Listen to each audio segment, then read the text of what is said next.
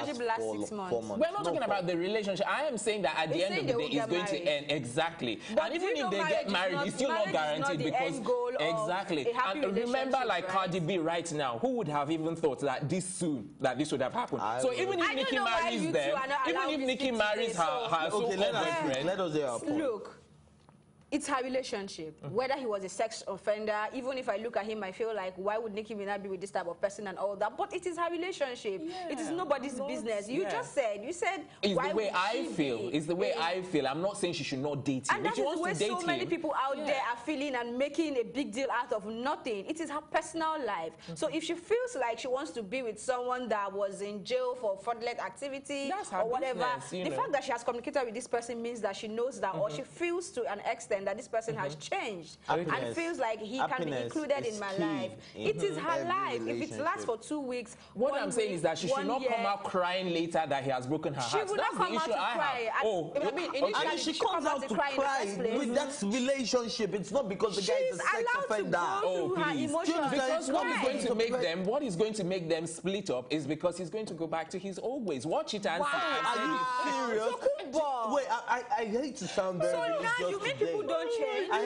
I hate to sound religious today, but you commit sin. You commit sin all the time, and then you go back to God, and He gives you a second chance. I have aired my views. That's how I feel. Watch this space. No, you can't say so. Like you're saying, that's how she feels. This is how I feel. Why would you feel that way about somebody else's life? We're out of time, guys. We're out of time. We need to wrap up on tea time this morning. Join us later on this afternoon for new episodes of the program. Until then, a big thank you to my co-anchors, Ife, and Elsie is still not convinced, the production team as well, and including our stylist, courtesy of Kudis Empire. I'm Tokunbo Taiwo saying thanks for watching. We'll see you later this afternoon.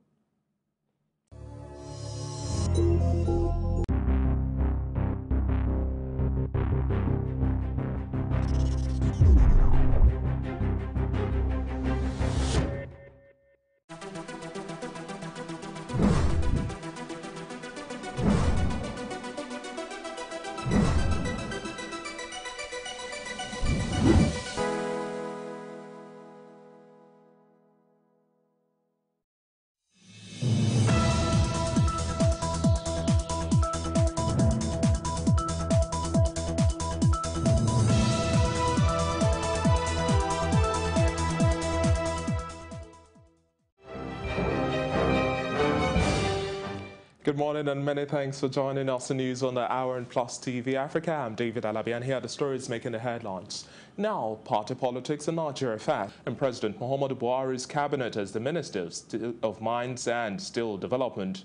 In its ruling, Justice Uche Agoma held that Oni's case lacks merit, noting that Kayode Fayemi was validly nominated by the APC and the purported indictment by Commission of Inquiry by panel set up by former Governor Ayodele Fayose cannot stand, having been set aside by a court of coordinate jurisdiction. Dr. Kayode Fayemi, who eventually won the governorship election for second term as governor, picked the APC governorship ticket ahead of 32 other aspirants with 941 votes, while former governor Segun Oni came a distant second with 481 votes. The court also agreed with our position that Dr. Fayemi is not a public officer, that he is a political office holder. Of course, that is why he did not even resign at all. But out of a amount of caution, he resigned more than 30 days before the general election, in line with Section 182 of the Constitution. That also the argument that he is a political party officer. They agree with us that Fayemi is a member of organs of the party by virtue of being former governor. And of course, being so, he is there for life. We have nothing to do other than to obey the order of the court.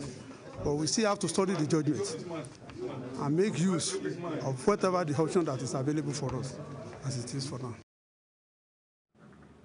And still staying with party politics, the People's Democratic Party has rejected Senator Buriji Kashimu as its governorship candidate in Ogun State. On Monday, in a statement by its National Publicity Secretary, Kola Ologbondiyan, following a rally held by the senator in Ijebu, Ogun State, the opposition party accused Senator Kashimu of being desperate to destabilize it, describing the rally as the height of ridicule. It alleged that the senator held a mock campaign rally, rented an audience, and presented a fake PDP flag to himself. The PDP said its national chairman, Uche Secondus, has since handed over the real flag to its authentic candidate, Ladi Adibutu. Despite a recent court order which affirmed the senator as the party's candidate, the PDP has insisted that Ladi Adibutu remains its flag bearer for the governorship election in Ogun State. Now, Nigeria's Minister of Information, Culture and Tourism, Lai Mohammed, has accused the opposition, People's Democratic Party, PDP, of using fake news as a campaign strategy. Now, the minister said he is worried with the constant misrepresentation of facts by the opposition in an effort to deceive the public. He spoke to several editors in Abuja, the nation's capital, urging the media to verify information before it is published. The days and weeks ahead, in the run-up to the 2019 election, you will hear more incredulous fake news. And this is simply because the opposition has simply run out of ideas. They know that they cannot debate on issues. And they have resorted to fabricating fake news. As a matter of fact, we have it on good authority that it is the only weapon left in their arsenal, and they are going to use it devastatingly. And another reports, candidate of the Allied Congress Party of Nigeria, Dr. Obi Ezekwesili, has criticized President Muhammadu Buhari for refusing to assent to the 2018 Electoral Act as amended. Dr. Obi Ezekwesili spoke to newsmen in Abuja, saying the presidency is trying to rig the upcoming general elections, thus its refusal to sign the bill, which many believe has approved electronic voting expected to checkmate rigging. We are having this conversation as an emergency call on the president to rethink his approach on this. If President Buhari has nothing to fear, he should simply sign that bill into an act. He fears that he has already lost the election, and he wishes to have an uneven playing field where they can determine all kinds of things about 2019 election. He will be resisted by the Nigerian people.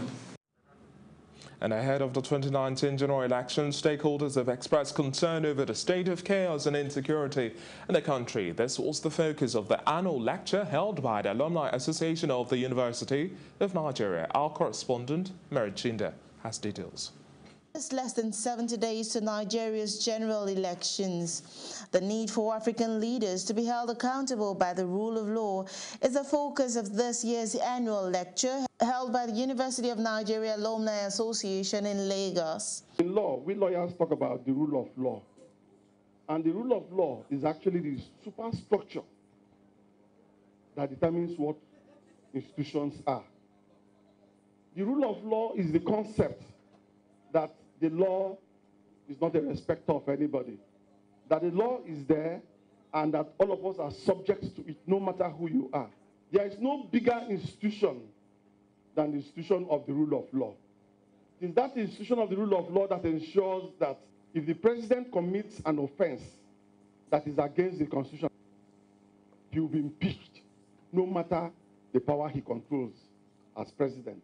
With over 90 political parties clamoring for various elective positions, stakeholders here express worry over the state of the nation and President Buhari's refusal to sign the electoral bill into law.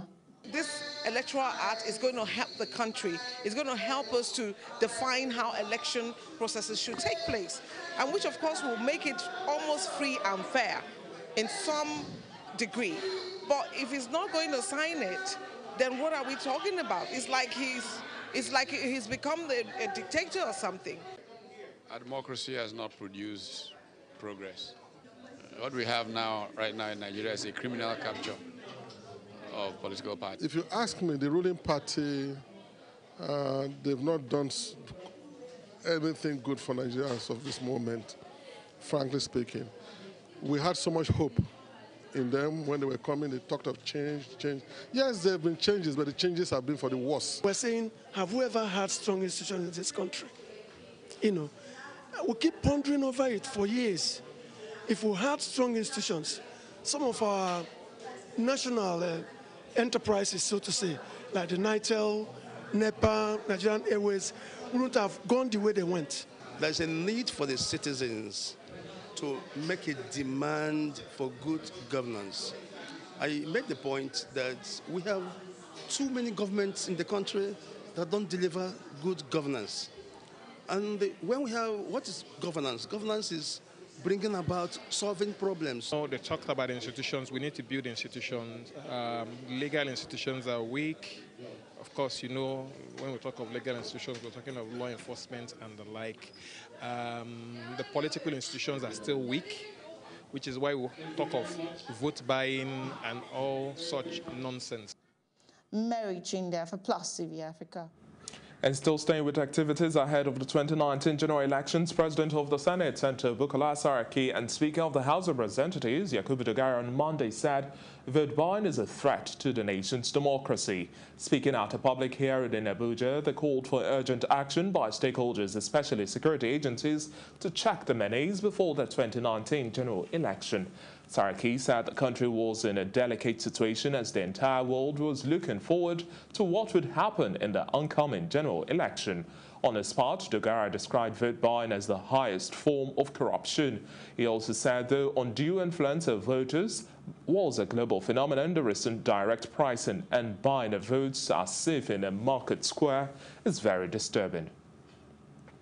Meanwhile, the People's Democratic Party Presidential Campaign Organization has condemned the alleged raid on the Abuja residence of two sons of the party's presidential candidate, Atiku Abubakar. The Economic and Financial Crimes Commission had reportedly raided the residence of Ali and Mustafa Abubakar early Saturday morning, an action the PDP described as vicious, outrageous, dirty, and reprehensible.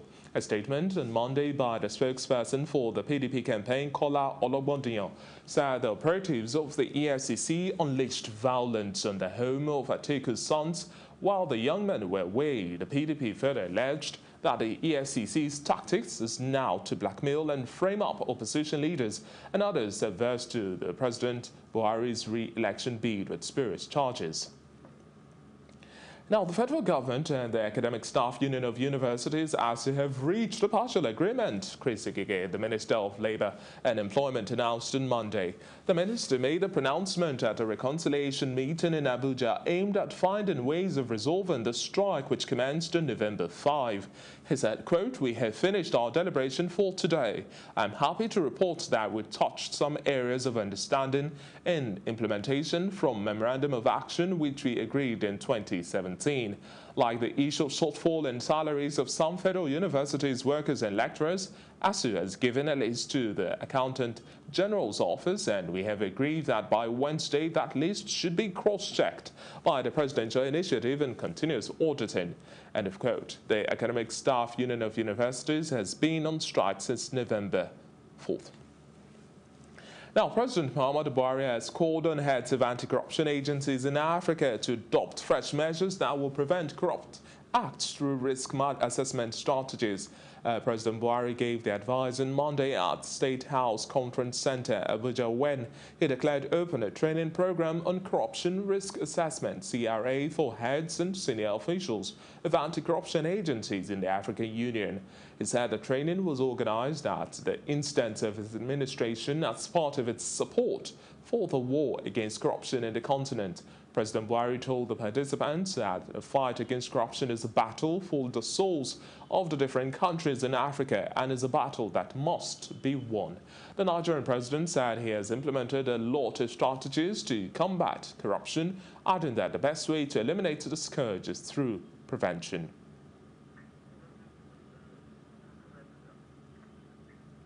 The rest of the news continues in just a moment right here on Plus TV Africa. Do stay with us.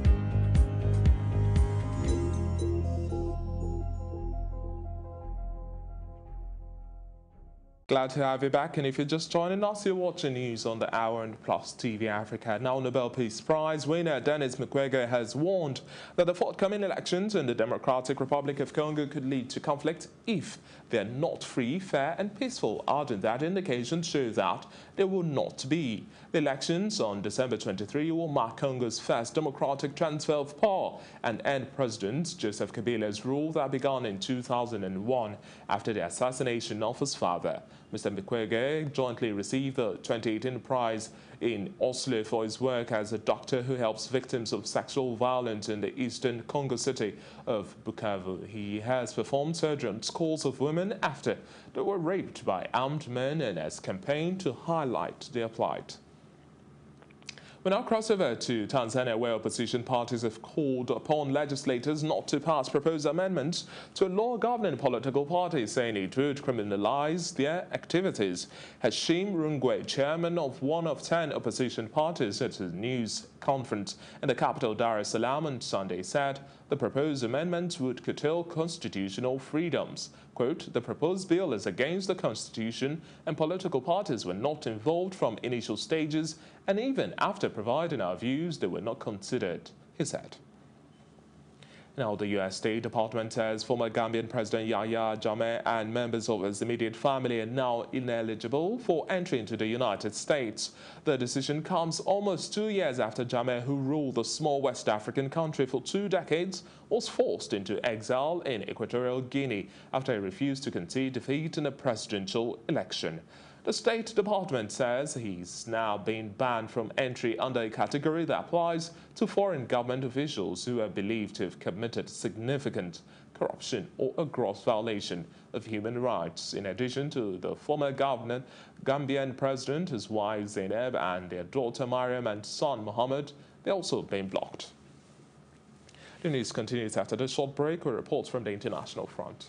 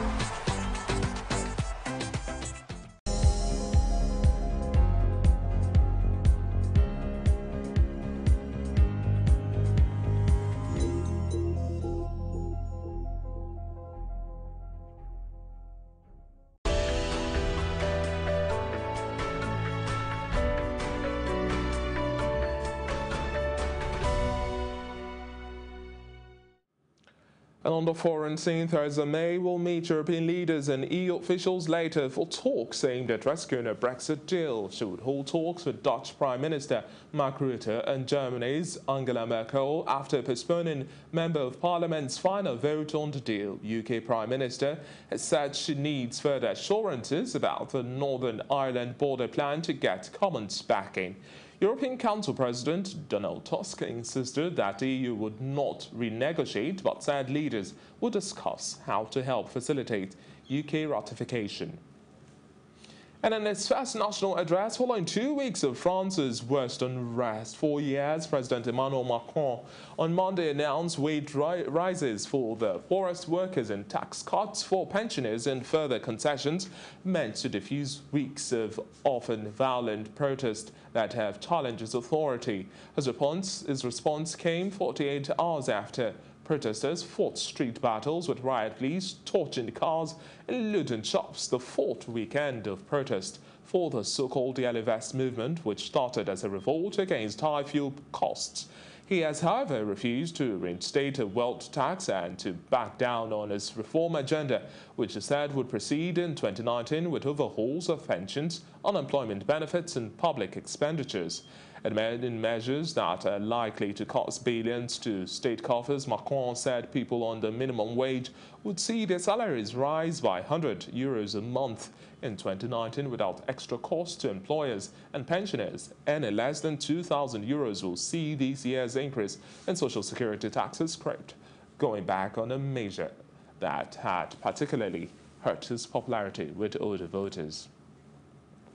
Moving on, following her arrest at the request of the United States, a Canadian provincial court on Monday adjourned without deciding the fate of Meng Wanzhou, top executive of Huawei Technologies Company Limited, after she appeared in a Vancouver court in relation to an extradition case. Ms. Wanzhou, 46, the daughter of the Huawei founder, was arrested on December 1 as part of U.S. investigation while she was changing planes in Vancouver, British Columbia. The hearing will resume on Tuesday at 10 a.m., the judge said. It's now time to talk business.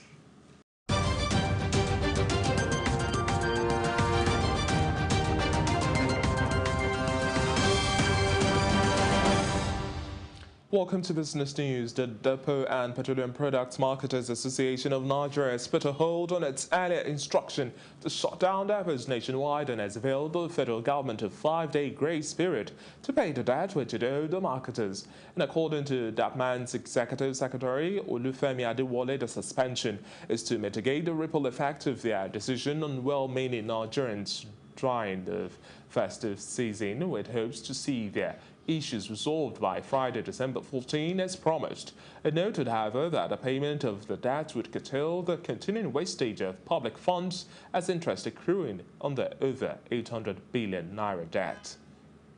In still talking business, the National Bureau of Statistics on Monday released the nation's gross domestic product report for the third quarter of this year, recording a 1.8% growth in real terms, higher than the 1.5% recorded in the previous quarter. Our Plus TV Africa correspondent Irene Ubani spoke with Johnson Chukwu of Carry Asset Management as he shared his thoughts on the result. I believe an improvement over the previous quarter GDP. Second quarter of this year, GDP was only 1.5%. We see an improvement to 1.81%. But even compared to the third quarter of last year, it's still an improvement from 1.17% that we reported in the third quarter of 2017. But having said that, I think it's also consoling that the GDP growth rate of 1.81% we recorded in the third quarter of this year was largely driven by the non-oil sector, which grew by 2.32% against the oil sector that actually contracted by 2.91%. So it's actually positive that the non-oil sector has begun to drive the GDP performance of the country, unlike the previous periods when it was largely an oil sector-driven performance. And that was the voice of Johnson Chukwu of Carry Asset Management over the telephone, speaking on the market. Now, moving on is our roundup on entertainment and sport. We'll be back in just a moment.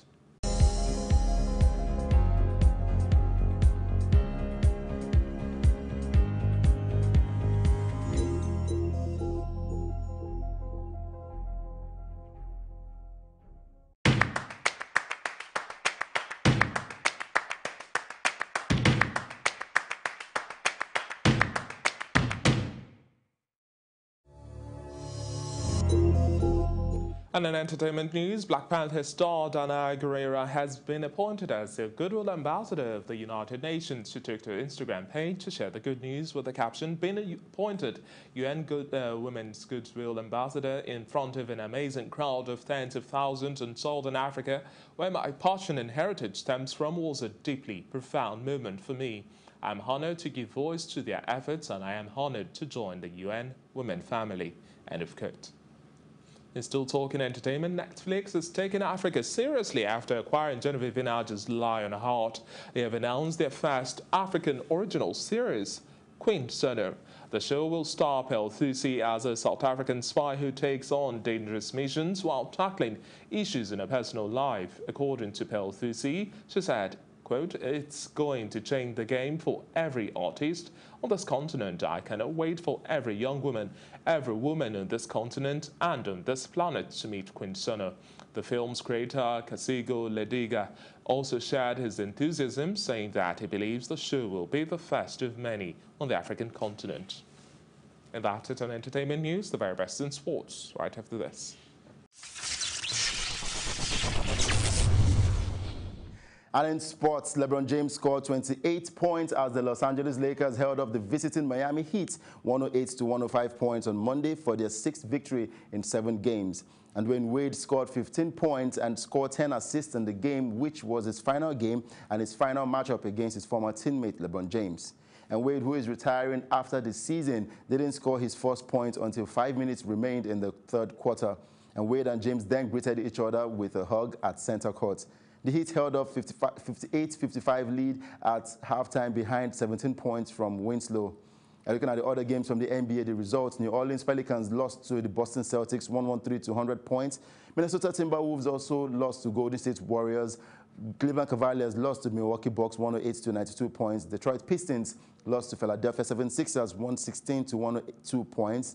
And Washington Wizards lost to Indiana Pacers 109 to 101 points. And Sacramento Kings defeated Chicago Bulls 108 to 89 points. And Utah Jazz lost to Oklahoma City Thunders 122 to 113 points. And Orlando Magic lost to Dallas Mavericks 101 to 76 points. And Memphis Grizzlies lost to Denver Nuggets 99 to 105 points. And Los Angeles defeated the Phoenix Suns 123 to 119 points. And of course, Miami Heat losing to the Los Angeles Lakers with the help of LeBron James. And in football, Chelsea have suspended 4 people from attending matches while an investigation into the alleged racial abuse of Manchester City forward Raheem Sterling takes place. And the incident involving the 24-year-old occurred during City's 2-0 loss at Stamford Bridge on Saturday, and Chelsea are fully supporting an ongoing police investigation. A club statement said evidence of racist behavior will result in severe sanctions, including bans. Manchester City welcomed Chelsea's decision to issue suspensions, and social media users posted a video of an incident during which Sterling was shouted at as he collected the ball from behind the goal. And Sterling said he had to laugh when he heard the remarks because he expects no better. A subsequent Instagram post from the England winger saw him question the way the media portrays black players and has prompted debates between stakeholders in the game. And the Professional Football Association has said negative press coverage of Sterling emboldens racist rhetoric, adding the former Liverpool player is often singled out. And that's it on Sport Update on Plus TV Africa. I am Udoka Njoko. Many thanks to Dirk, and that's a news roundup of events this hour from our Lagos studio. For more news, update and broadcast, please follow us at Plus TV Africa. That's in Facebook, Twitter and Instagram. And please do remember to subscribe to our YouTube channel at Plus TV Africa. We'll be back later with more stories making the headlines across the African continent and the rest of the world. To join us again, I'm David Alabi. Many thanks for watching. Good morning.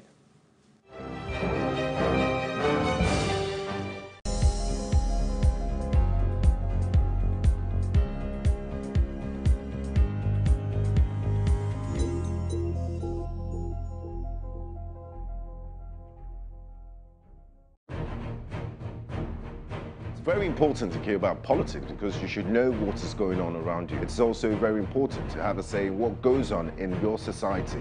The political decisions people make will affect many lives. Many people see politics as the government and the laws being made. While that is true, it's way more complicated than that. It has everything to do with you. Every law that is made will impact many. sometimes the decisions do affect people negatively. Therefore, it's very important to note that every vote that you cast will either break or make people. Politics with GA brings you the latest political news as well as insight and analysts that will discuss the most important issues that matter to you.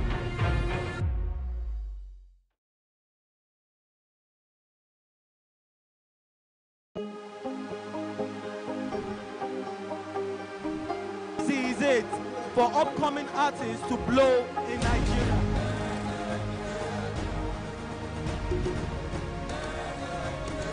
Welcome to Plus Trending. I am Buki November, your host, saying thank you for joining us on today's episode. Welcome back. It's Tea Time on Plus TV Africa. Practice makes perfect. I'm not perfect yet, but I'm a lot better than I used to be. He's a king. He's entitled to marry 100 if he wants to.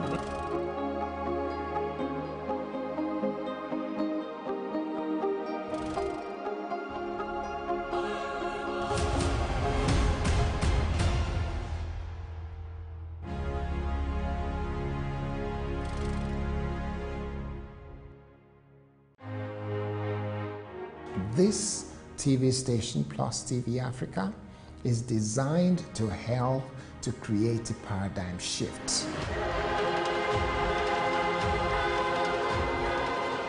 The more we tell our stories, the more we learn from whatever our past mistakes have been. We can be much more than we are. We should be doing a lot in refineries. And we are definitely investing in our staff.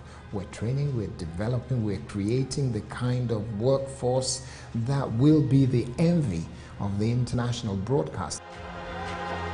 The quality of the reportage, the quality of our presentation, the quality of our production will be obvious. We're saying that we want to reach Africans wherever they are and get the message across to them. That's what Plus TV Africa is all about.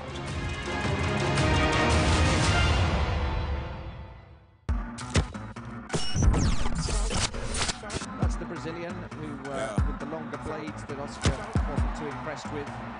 200 metres, but we must stress, absolutely legal. Sounds of the surf. Yeah. Now that he's a hater, I don't want no bad energy. Man get used by a radar, can't see my enemy. And this time they are away, and Peacock goes away strongly. She wants a man from London, she wants a fellow with felonies. That's not really my team. There's no I in it, I bring it on my team. Just when it's all my team. Even the bouncers bounce when it's all my team. You wanna never know. Don't be a sheep when you can go to break. It's a full time and you never know. Don't show up to my show. This is Got no absolutely marvellous.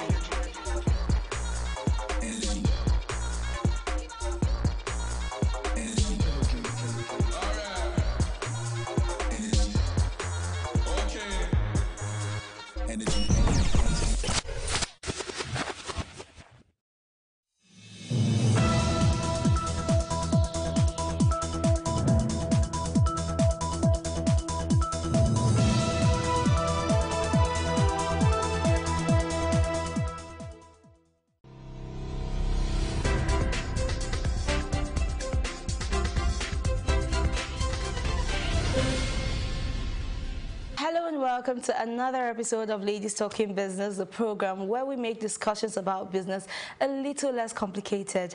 I am Irene Ubani. Today we'll be talking about branding as a business owner and what you should do to make your business stand out. Here with me in the studio is the CEO of Bubes Pap, Ijoma Ndukwe, who is popularly known as Wanya Kamu.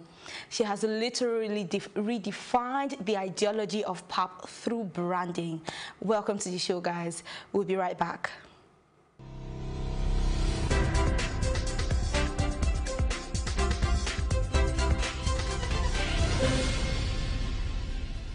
Welcome back, guys. Hello and welcome to the studio, Ijoma. Thank you, Irene, for having me. Kamu, like everybody knows. That's a very distinctive name. All right. So really, in terms of branding, a lot of people probably do not feel it is very important as a business owner. But what exactly is branding and how important is it in today's very fast-paced market? Well, Irene, the truth is, I say to aspiring entrepreneurs and small business owners like myself, Your business is not a small business. Well, we are still classified under SMEs. Okay. You know, I say to us that from the very first day you start out to do your business, you already start to brand your business. Branding is all about the customer. It's not necessarily about the product. It's not even about the company involved in this product or in this business, as it were. Branding is intangible. It's not something you can touch. It's not something that you can see. It's not something that you can, you know, handle, but you can feel it.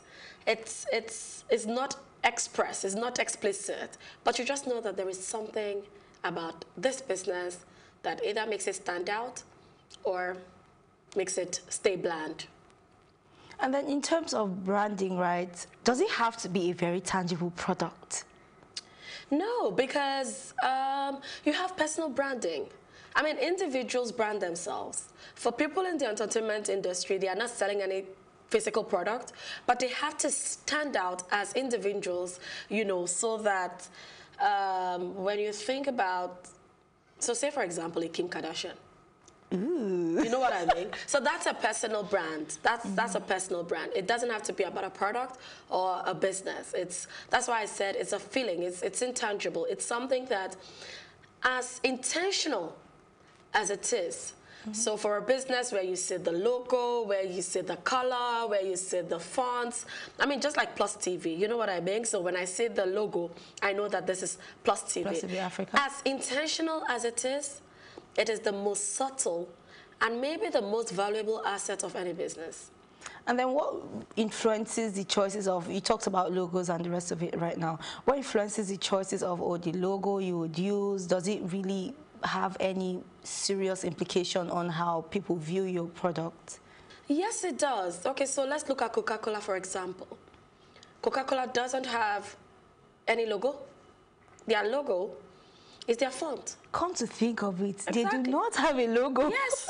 You know, so you choose what you want to make visible in terms of the ones that are visual. So your colors, your fonts, whatever it is. When you see, even your taglines. So MTN will say everywhere you go. It's all part of the branding. It's like, think of telecommunication everywhere you go and then think of MTN. So it's everything encompassing, but it starts with properly identifying who your customer is. When you properly identify your customer, because for you to set up a business, you're trying to solve a problem. So let's take Coca-Cola, for example. Coca-Cola is saying to you, when you want to quench your thirst, think Coca-Cola, right? So they begin to think mass market. What do they really care about? What do they care about, color, or do they care about the other things, you know, that come with the business? So it's not just about the visuals of branding. It's the things that you do, like I said, intentionally, but very intangible, coming from the perspective of who really is my customer. And based on what you just said, I can also say that it's dependent on what you as the owner of the product want your customers to see. Just like you saying that Coca-Cola does not have a logo, as it were. The name is actually the logo, right? So I really love what Bubes Pap has done. I grew up seeing pap as something not to be touched. I mean, this is something I would eat in a very transparent nylon. It wasn't even well shaped. But then you have changed my notion of what, you know, the whole pap thing. I would love to take Bubes Pap for all it's worth, right? But how has branding been able to help your business? Okay, so you answered the question when you were talking to me about your, you know, perception of pap before now. I haven't changed anything in pap. There is no additive. There is no preservative. Of course, yes, we have the flavored ones, which out of our 7 variants in the market, there are just 2 of them, right? But what branding has done for us is to help us to stand out. To people like you, who would ordinarily not take pap. So let me take you back. I did not used to like pap before I started selling pap. But because I couldn't explain to people like you, who are my, you know, my intending and prospective customers, that I didn't like pap, I had to find something, you know, to do. And that's brought about the flavored pap. It goes back to the customer. Ijoma, as a CEO of Bubes Foods, who are you trying to serve? I wasn't looking at serving the mass market. I was looking at serving an Irene who goes to work in the morning, comes back in the evening, really wants to have pap, but doesn't have the processing time. I had to make the product appealing enough for her to work into a store shelf or see the product anywhere and then go, you know what, I want to try this.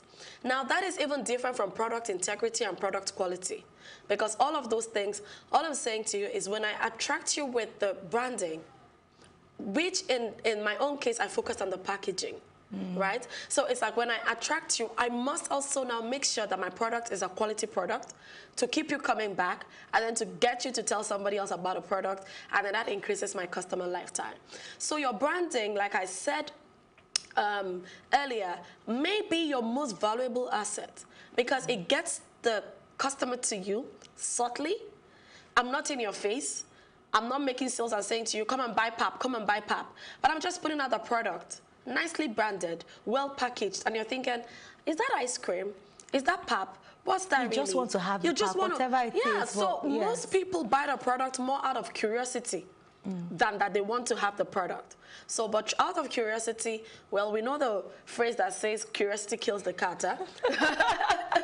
So out of curiosity, you buy the product and you find out that, oh, wow, okay, great.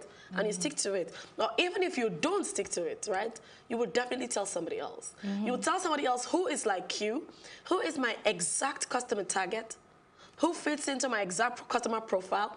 So you're having a conversation with a friend who also doesn't like pap in the way that it was presented before, right? So it's an important tool in word of mouth marketing. So it's making me spend less money, technically, you know, to reach my, you know, to reach my exact customer profile. That's the power of branding. But how seriously do you think the Nigerian entrepreneur takes the idea of branding? The challenge isn't really that the Nigerian entrepreneur doesn't take branding importantly or, you know, to be important. It's the fact that most people stumble into entrepreneurship. So what I would call accidental entrepreneurs. For someone like me, I've never had to do a 9-to-5. Right? So, yeah. You know, so I have always known that this is the path that I would do in life. Business was your thing. Yes, business has always been my thing. It's not about the product. Business is not about the product, but I've always known that I would own my own business and run my own business. So I've done things like... and you've had a fashion... Yeah, so I used to have a store, you know, that I ran for 8 years. I've done all sorts, trust me. So I've gone from learning how to make beads maybe some 12 years ago and selling beads and, you know, selling makeup, selling beddings, just anything for it to be that I was making money by myself, you know, before I started to do Bube's Foods. But most people, you know, are seeking jobs, and when they don't find the jobs, it's a case of, okay, so let me start to sell, or let me start to trade, or let me start to do this, or let me start, you know, to find a way to fend for myself and support the family or whatever the case may be. So I call them accidental entrepreneurs. They are not as intentional as someone who sets out. So they were not deliberate about, you know, starting up a brand for themselves. You know, so because you're not deliberate, and if you followed what I've said about branding and it being intentional, and it's coming from the place of your customer. So an accidental entrepreneur is not thinking about customer. An accidental entrepreneur is not most times also thinking about the solution that he or she is bringing to the table. At that point, the accidental entrepreneur is only thinking about, I need to make money to survive, irrespective of what. So it is not that they don't understand that branding is important, it's that they don't know that branding is important and should be taken seriously from the very first day of the business. And that's why you also would have some people want to start businesses and go, you know, so maybe 1 year, just preparing to, you know, get go and get running, because you know that if you miss the mark the first time, most times, then it distorts the brand perception, because it's a perception, you know, of how does my customer think about me as a business? That's really what branding is about. Okay, and how easy do you think it is to stand out here in our country, Nigeria, where we have issues of product replication? You've built your brand to a certain point, and then you go to the market and you're seeing a replica of your brand and almost the same logo. How easy is it to go about issues like this? Okay, so I think the way I would look at it would also be the fact that most entrepreneurs focus on short term, because also we have a lot of accidental entrepreneurs. So you don't have a lot of people looking to build long-term businesses. You start out saying, I mean, even in my own case, right? I started Bubes Foods thinking, you know, I need extra funds for the home. It was for money. You know, it was for money. But because I had also run businesses and I am bent on improving, I'm a sucker and, you know, for knowledge and all of those things, it was a bit different. So from the get-go, I had the vision to export the product. So I knew that if I did not take my branding seriously, and branding now would be around the product, around the packaging of the product, then it wouldn't even stand in the shelves when I export. So from the get-go, I was, you know, very particular. deliberate. I'm very deliberate, you know, in the way that I run and handle the business. So because an accidental entrepreneur is thinking short term, not even thinking medium term, you don't have a lot of cushion to whatever would happen. You're focused, so you have a business person who doesn't even want to as much as share ideas because they're thinking someone is going to replicate my idea. So you're focused on replication. You're focused on somebody's going to copy my product and copy my idea than on actually growing the business. Right now, in the packaging that you see the product, even with the bottled water, you know, or the Coca-Cola bottles, you will see that after a few years, they will change. Something. They may change something. It could be anything. It could be a design, you know. I mean, now you have the luxury to have your name on you know, it. those kind of things. So just very little things. Do you think they just wake up and do those things? No. There are conversations around their copies, around the people who can bottle with the old bottle and sell to you. You know, I think I'm doing a lot of marketing for Coca-Cola right now this morning, but, you know, I'm saying that it's the same issue across board. So whether you're a small business or a big business or a multinational, you are always looking to, you know, put at bay the counterfeiters, right? So my take would be focus on your product. Focus on your business. People would always copy. And then if you talk about how do you stand out in a country like Nigeria, you have more people in America start businesses every day. Sometimes when I travel, I'm on the streets, say like a place in New York, you know, the Big Apple, where every door is a business, is a food, is a restaurant. You're thinking, how do these people stand out? But it still goes back to the customer. Who are you trying to serve? Who is your customer? Who is your customer? Who is really your customer? You can't serve everybody in the market. Nigeria, we're almost 200 million people. Fairly. Right? Going by statistics. Bubes Foods can't take care of that market. So just create a niche for yourself and stick to it. Stay on your lane. It will be folly and foolishness on my part to begin to worry about, oh no, I want to grab all the market share when I haven't even satisfied my customers who want the product. I can't even meet up with the demand because, you know, as a growing business, you've got your challenges and you know, all whatnot. So I would say that the issue is not about replication at the very beginning. It's about staying focused.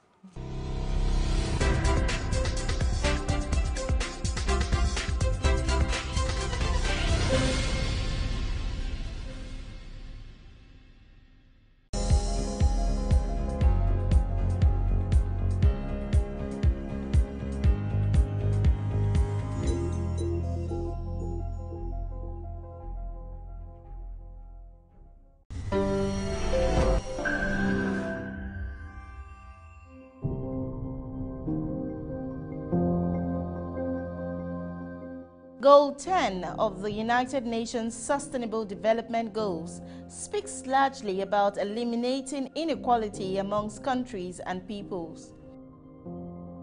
The United Nations clearly recognizes that businesses can also exacerbate inequality by being complicit in perpetrating biases and discrimination.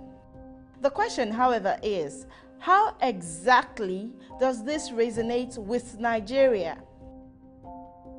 Lagos is the most populous city in Nigeria and has millions of persons. Among these are little persons also, often found in Osborn in Ikoyi. They are trying to make a living as they grapple with inequality and discrimination because of their physical appearances. Wisdom Abba and his wife Joanne are one of the little persons who moved from other parts of the country into Lagos to make a living by getting employed despite their physical inadequacies. They say that in Lagos, they had hoped to win the battle against discrimination, but this fight, however, seems to be a lost one as they are constantly marginalized by some employers while hunting for jobs. Sometimes somebody will promise me at where I'm selling market, best we drive car, we say we find work for me. I will pull up on that person. At last, the person will not find a job. The person promise me, many of them. When I want to look for a job, they said they can't give me a job, that I'm too short, said I should go.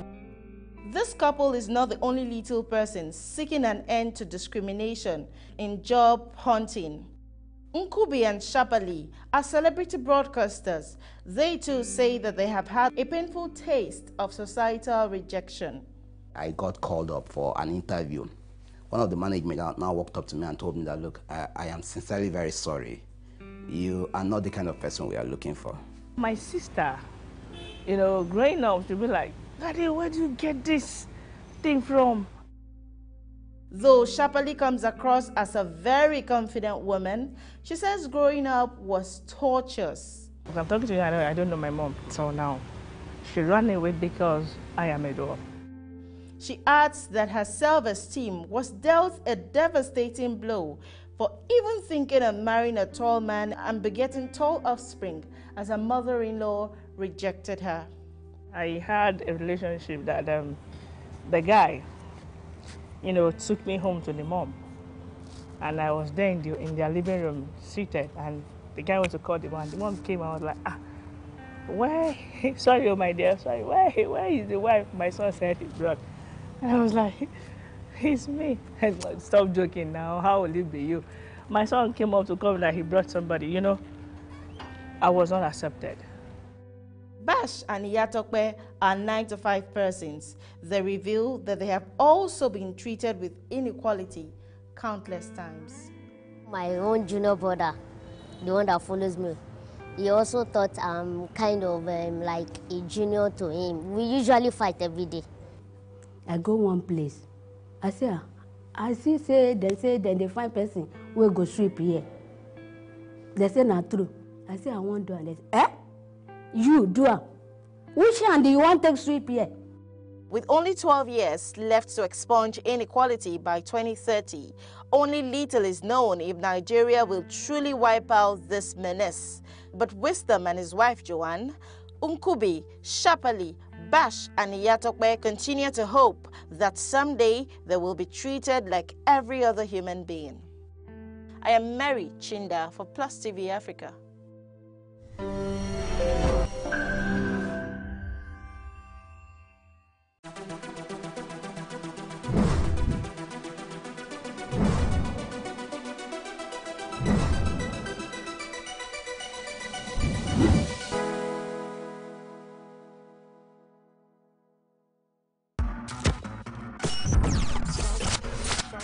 Brazilian who, with the longer blades that Austria wasn't too impressed with, the 200 metres, but we must stress, absolutely legal. Sounds of the surf. Yeah. Now that he's a hater, I don't want no bad energy. Man get used by radar, can't see my enemy. And this time they are away, and Peacock goes away strongly. She wants a man from London, she wants a fellow with felonies. That's not with my team. There's no I in it, I bring it on my team. Just when it's so much a team. Even the bouncers bounce when it's so many teams. You wanna never know. Don't be a sheep when you can be a gold. Great, it's about time and you never know. Don't show up to my show. Got no energy.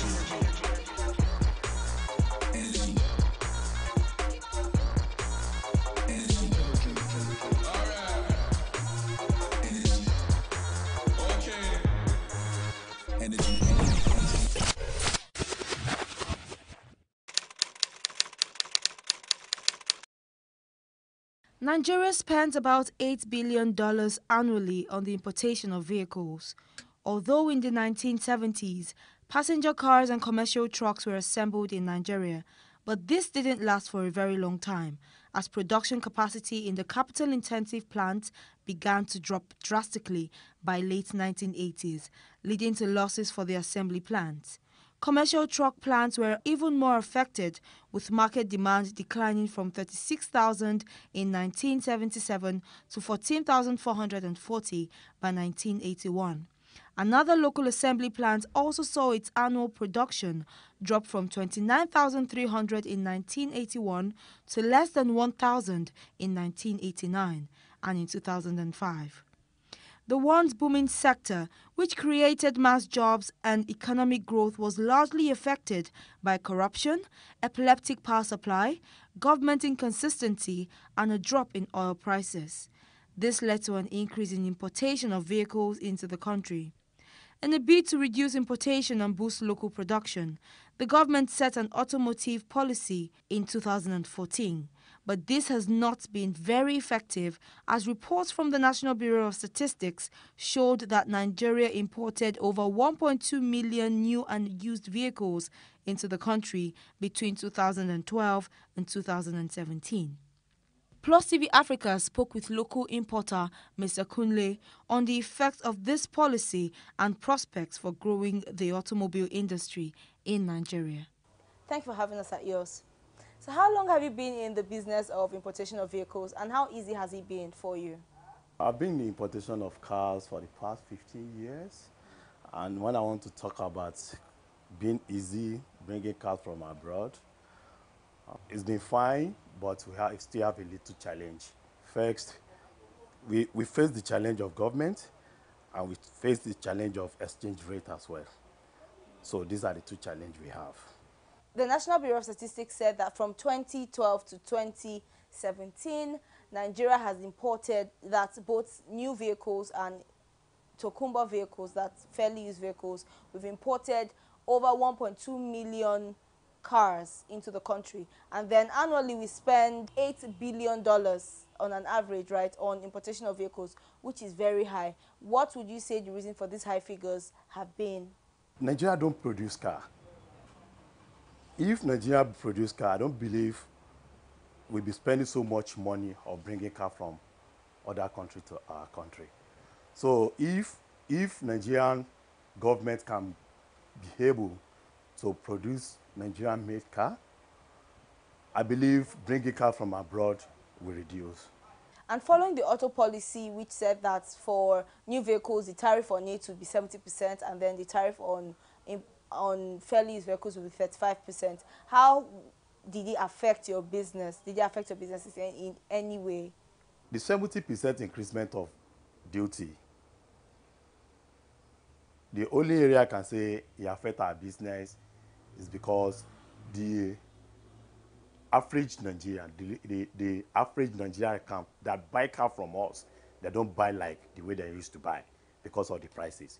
When we bring car in, the car we sell for, like, for example, initially we used to sell this Corolla 2004 model for 1.4 million naira, but when the increment goes for 75%, the car go higher to 2 million naira. So, and as I said, the little Nigerian guys, men, women, that just start their life, that want to get family car, they go for Corolla, easily using car, you know, but they cannot afford it because of the tariff. The only help I can tell Nigerian government to do for us is to please reduce the tariff of the importation. In a bid to address the deficit in the economy, the Nigerian government initiated the National Automobile Industry Development Plan with the aim to attract foreign direct investment, curtail the dependence on importation of vehicles, and promote local production of automobiles. The introduction led to an increase in import tariffs for vehicles, attracting international car manufacturers and leading to the resumption of small-scale vehicle assembly. Although Nigeria boasts of having the first made-in-Africa automobile brand, Innocent Motors, importers like Kunle still think it is not readily available for purchase. If you are telling me about Nigerian-made car now, I can't tell you where the office works, and I cannot even tell you I've seen one of the car. I only see it on the internet or on television. So that's the only thing I can say. If the man in question can be able to produce the car much for Nigerian to see, and he has a shop for it, a showroom for it, for people to come and have sex, to come and feel the car, I believe Nigeria we patronize Nigerian-made car than bring a car from up. Because one, I believe it's going to be cheaper than buying from abroad. Second, you are not exchange naira to dollar to bring new car. So it means you are buying a Nigeria used car with our naira. He spoke on ways the government can be of help. So how do you think the government can support importation of vehicles and also rejuvenate the already existing manufacturing plants that are in the country but are not fully operational? If Nigerian government can say, okay, today we want all the government officials to be using Nigerian used car, Nigerian made car. So I believe it's going to even increase the level of production of Nigerian made car. We have the Ajaokuta steel company, and I know that steel is a very important part of car manufacturing. How well do you think we've been able to maximize this potential and resource that we have here in Nigeria? After Nigeria now, I don't think they know about what is called Ajaokuta. Even though they know about Ajaokuta, what did they produce? Nothing. We don't know. You understand? So government need to create awareness in everything they are doing so that the youth, okay, for example, some will say they went to school to go and read engineer, mechanical engineer. By the time they come out, nothing to show up on a mechanical engineer. They'll find themselves doing something else. And Ajaokuta still is there. So what's the company for?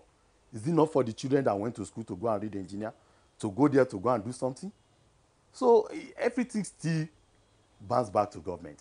If government really serious about the Ajaokuta stay, I believe Ajaokuta will produce a lot of things in this country. And many youth of this country will get something to do. All right, thank you very much for having us at yours today. Thank you.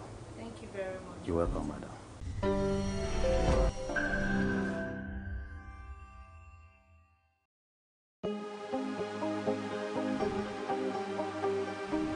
This is it for upcoming artists to blow in Nigeria.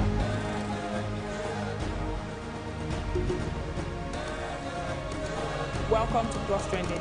I am Bookie November, your host, saying thank you for joining us on today's episode. Welcome back. It's tea time on Plus TV Africa. Practice makes perfect. I'm not perfect yet, but I'm a lot better than I used to be. He's a king. He's entitled to marry 100 if he wants to.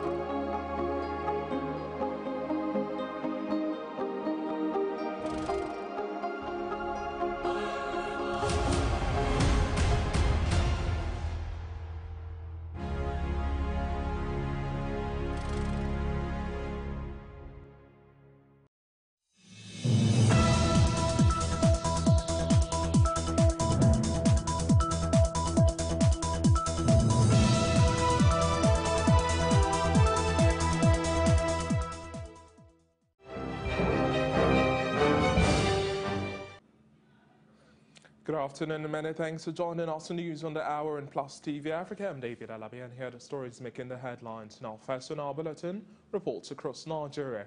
An abducted academic staff of the Rufus Giwa Polytechnic Owo in Ondo State has been killed by his captors. Confirming the incident, the Public Relations Officer of the State Police Command, Femi Joseph, described the death as unfortunate, explaining that the police recovered the body of Akinyemi Taiwo at a forest near Owo town, while the 4 people also abducted have regained their freedom. The deceased, who was kidnapped by gunmen on Tuesday last week along the Akure-Owo Road, was abducted along with 4 other people who are staff of the Federal Medical Center, Owo. Chairman of the Senior Staff Association of Nigerian Polytechnic, Regebo Chapter, Chris Olowolade, condemned the killing, lamenting that the union had entered into a negotiation with the kidnappers for the payment of the ransom when it was discovered that Mr. Taiwo had been killed. The police say they are already on the trail of the kidnappers, but no arrest has been made. Now, Doyin Okupe, ex-aide of Goodluck Jonathan, Nigeria's former president, spent the night in the custody of the Economic and Financial Crimes Commission on charges of alleged cybercrime. Mr. Okupe had on Saturday raised an alarm informing the public of plans by the anti-graft agency to abduct him without an invitation or arrest warrant. Hours after the alarm was raised, the People's Democratic Party chieftain said the officials of the EFCC had left his residence, inviting him to turn himself in. Meanwhile, the National Publicity Secretary of the PDP, Kola Ologbondiyan, has said Okupe will still be detained by the EFCC as at 9 p.m. on Monday night.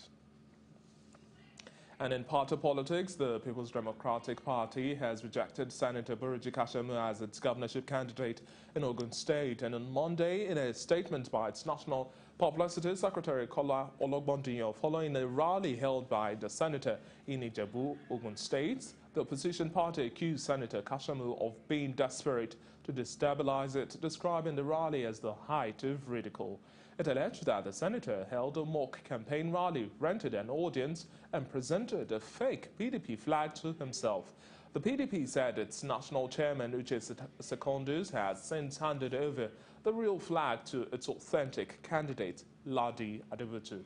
Despite a recent court order which affirmed the senator is the party's candidate, the PDP has insisted that Ladi Adibutu remains its flag bearer for the governorship election in Ogun State. And in legal matters, the Federal High Court sitting in Ado-Ekiti has dismissed the suit brought before it by governorship aspirant Segun Oni, challenging the eligibility of Kayode Fayemi to contest the May 12 APC governorship primary election. Former Governor Segun Oni approached the court that Kayode Fayemi was not legally qualified to take part in the APC primary, having failed to initially resign his position in President Muhammadu Buhari's cabinet as the Minister of Mines and Steel Development. In its ruling, Justice Uche Agomo held that Oni's case lacks merit, noting that Kayode Fayemi was validly nominated by the APC and the purported indictment by a commission of inquiry by panel set up by former Governor Ayodele Fayose cannot stand, having been set aside by a court of coordinate jurisdiction.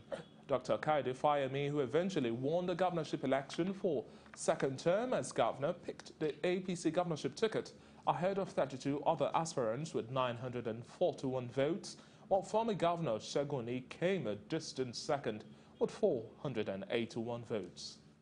The court also agreed with our position that Dr. Fayemi is not a public officer, that he is a political office holder. Of course, that is why he did not even resign at all. But out of abundance of caution, he resigned more than 30 days before the general election, in line with Section 182 of the Constitution. That also the argument that he is a political party officer. They agree with us that Fayemi is a member of organs of the party by virtue of being former governor. And of course, being so, he is there for life. We have nothing to do other than to obey the order of the court. But we still have to study the judgment and make use of whatever the option that is available for us as it is for now. In another development, Nigeria's Minister of Information, Culture and Tourism, Lai Mohammed, has accused the opposition, People's Democratic Party, of using fake news as a campaign strategy. The minister said he's worried with the constant misrepresentation of facts by the opposition in an effort to deceive the public. He spoke to several editors in Abuja, the nation's capital, urging the media to verify information before it is published. The days and weeks ahead, in the run-up to the 2019 election, you will hear more incredulous fake news. And this is simply because the opposition has simply run out of ideas. They know that they cannot debate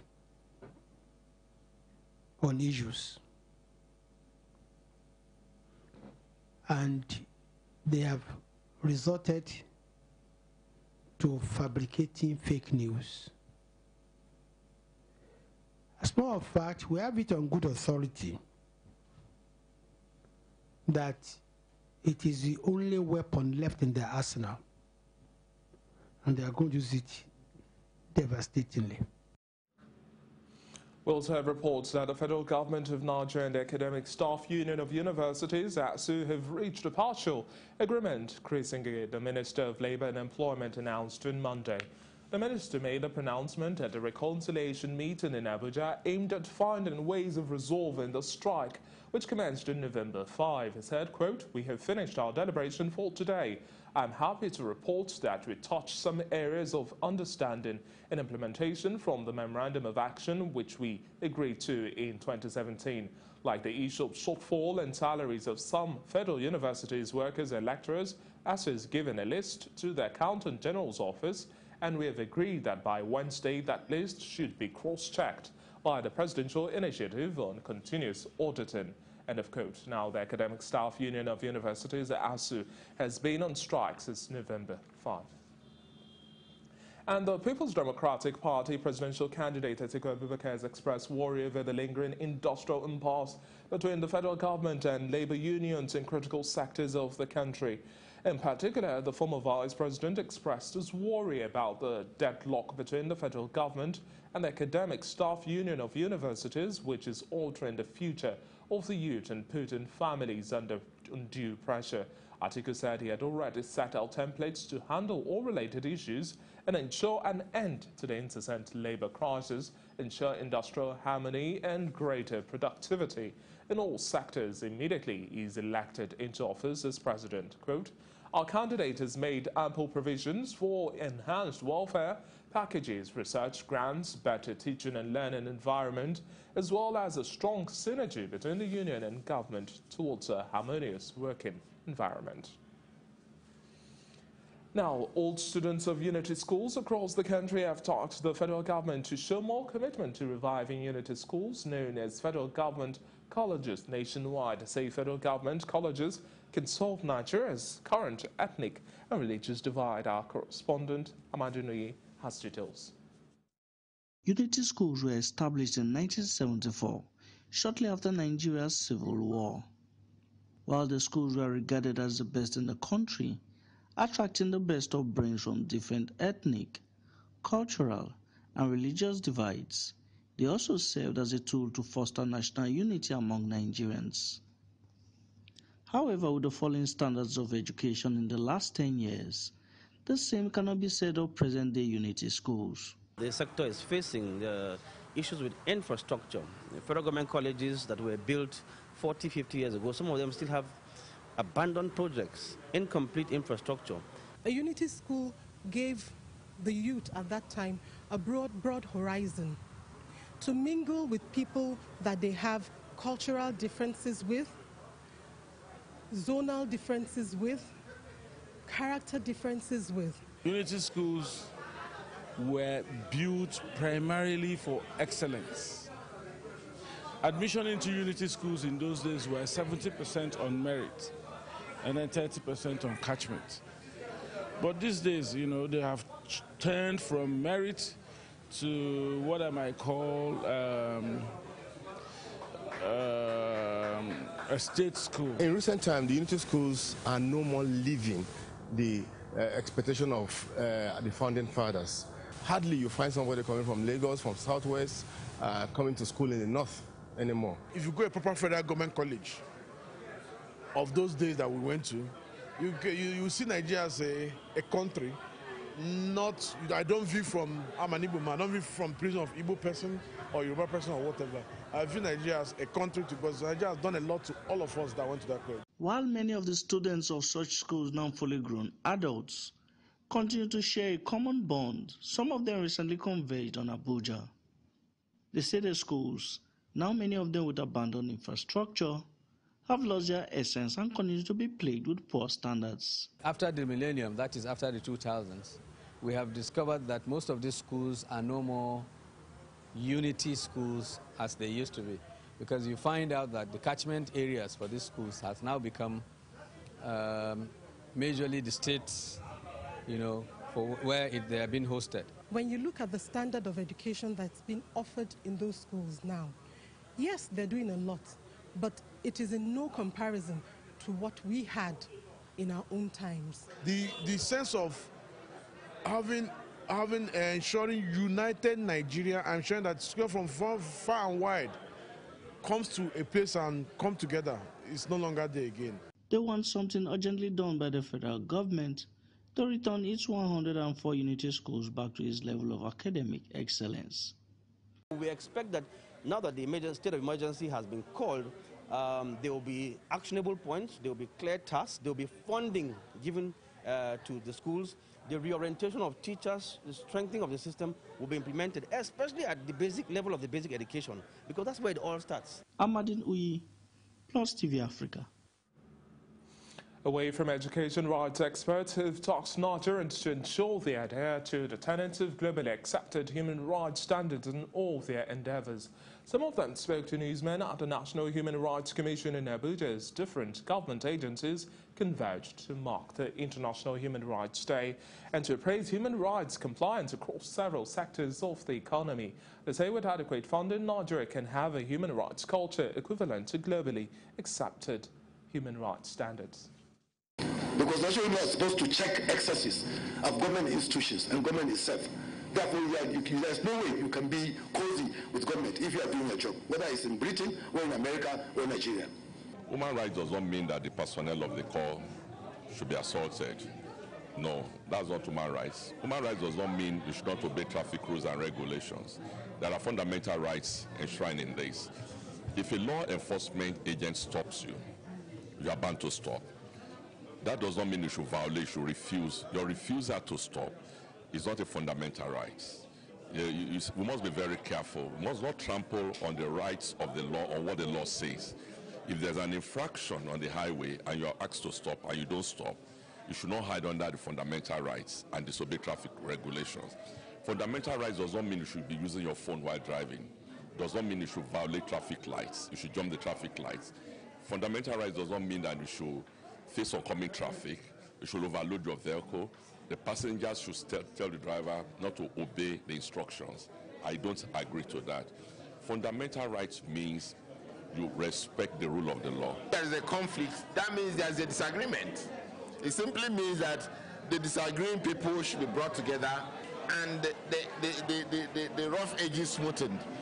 If National Human Rights Commission is empowered, financially and administratively and otherwise, the Commission can mediate among these quarreling communities and resolve the issues that eventually escalate into larger conflicts. And moving forward, I think all institutions of government should move into those areas and see how they can bring the warring factions together and in advance be proactive and resolve those issues that lead to these conflicts. And that's it on news across Nigeria. Coming up next, other reports from the African continent.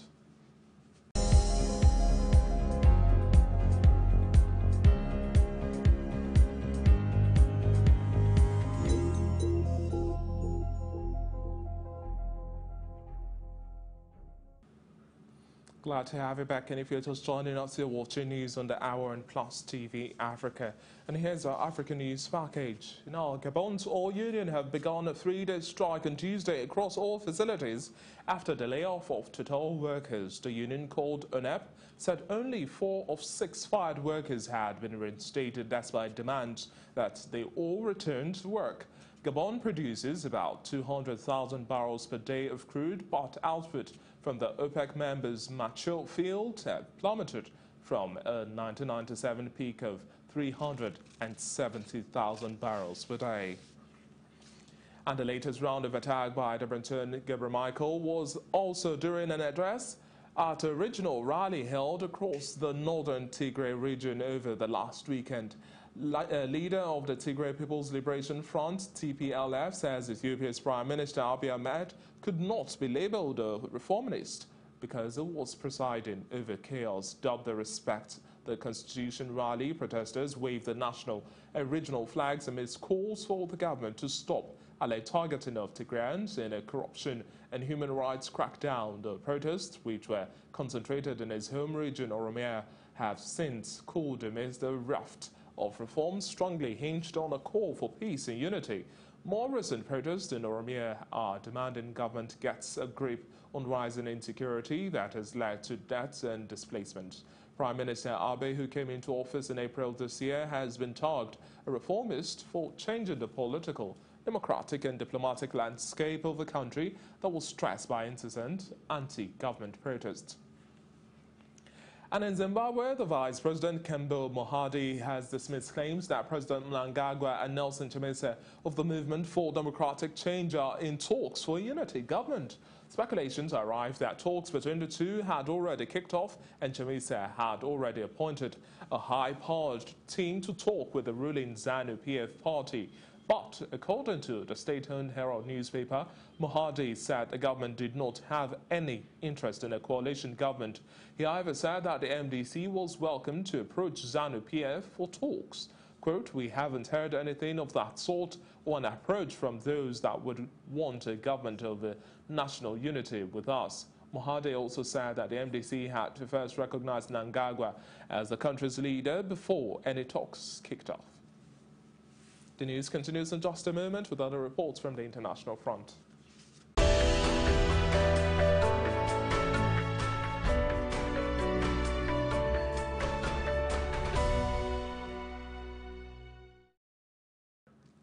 And on the foreign scene, the European Union is willing to give Britain further clarifications on its Brexit deal, but will not renegotiate the treaty or its protocol on the Irish border, EU Chief Executive Jean-Claude Juncker said. Addressing the European Parliament in Strasbourg, the European Commission President said he was surprised at Prime Minister Theresa May's inability to get the package agreed with the EU last month through the British Parliament. Meanwhile, an analysis by the Danish Economy Minister Simon Emil shows that a hard Brexit could reduce Danish economy as much as 1%. By hard Brexit, the government study means all trade with Britain would be conducted according to World Trade Organization rules. 7% of Danish exports go to Britain, making it Denmark's fourth largest market. Imports from Britain also account for around 7% of Danish imports. Now, officials say at least 4 people sadly were killed and another 6 injured after a suicide bomber targeted a convoy of security forces in Kabul early Tuesday in the latest bloody Taliban-claimed attack in the Afghan capital. Interior Ministry spokesperson Najib Danish says that the blast took place in Pagman district in western Kabul as the convoy was returning from an overnight operation. Quote, "It is still not clear whether the attacker was on foot or driving a vehicle," the spokesman said. The early morning attack in Kabul came just hours after an overnight assault in a checkpoint in Afghanistan district of southern Kandahar province by Taliban fighters killed at least 8 Afghan police officers, and that's according to provincial media office. In November, President Ashraf Ghani said nearly 30,000 Afghan soldiers and police officers have been killed since 2015, a figure far higher than anything previously recorded. It's now time to talk business with Irene Ubani.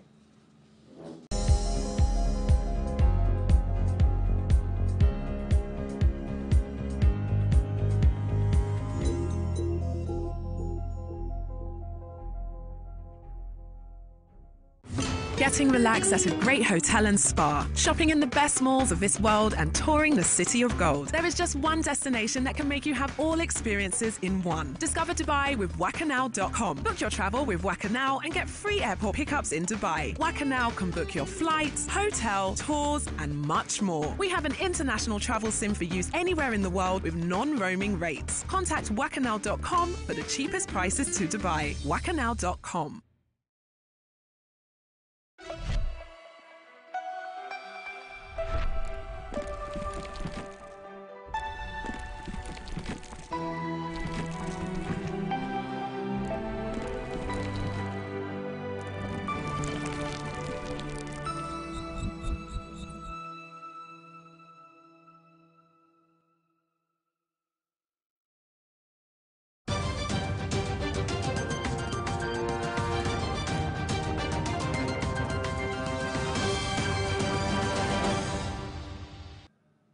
And in business, a second federal government 100 billion naira Ijara Sukuk has been listed on the Nigerian Stock Exchange and the FMDQ OTC PLC. That's according to the Debt Management Office. Patience Oniha, the Director General of the Debt Management Office, noted that the proceeds of the first Sukuk issuance, which was invested in road construction, brought reprieve to road users, improved travel times between major commercial cities, linked borrowing and government expenditure to specific critical projects. It also helped increase the flow of cargo and passenger traffic across major cities, improved infrastructure delivery across the country, amongst others. The second Ijara Sukuk is due in 2025 and has a rental rate of 15.743%. This is to sustain the rehabilitation and construction works on the 25 key economic roads in the 6 geopolitical zones, with 3 roads now added for more reach. The DMO boss also noted that the tax to gross domestic product ratio was low at 6%, which he said were signs that citizens were not paying enough taxes. The Depot and Petroleum Products Marketers Association of Nigeria has put a hold on its earlier instruction to shut down depots nationwide and has availed the federal government a 5-day grace to pay the debt which is owed the marketers. According to DAPMAN's Executive Secretary Olufemi Adewale, the suspension is to mitigate the ripple effect of their decision on well-meaning Nigerians during the festive season, with hopes to see their issues resolved by Friday, December 14th, as promised. It noted, however, that payment of the debts would curtail the continuing wastage of public funds as interest occurring on the over 800 billion naira debts. And that's all on business news on this hour. Still ahead on Plus TV Africa is our roundup on entertainment and sports. We'll be back in a moment.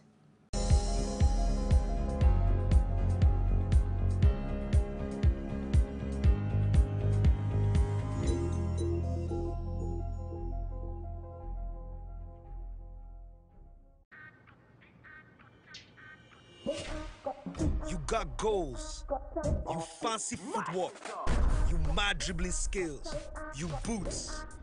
Most of you guys should know this drill. You leg over, you raise, you run them, you tip, you tear shot and boom.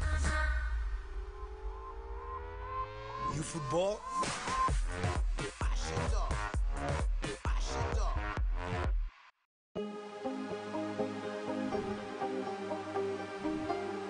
It for upcoming artists to blow in Nigeria.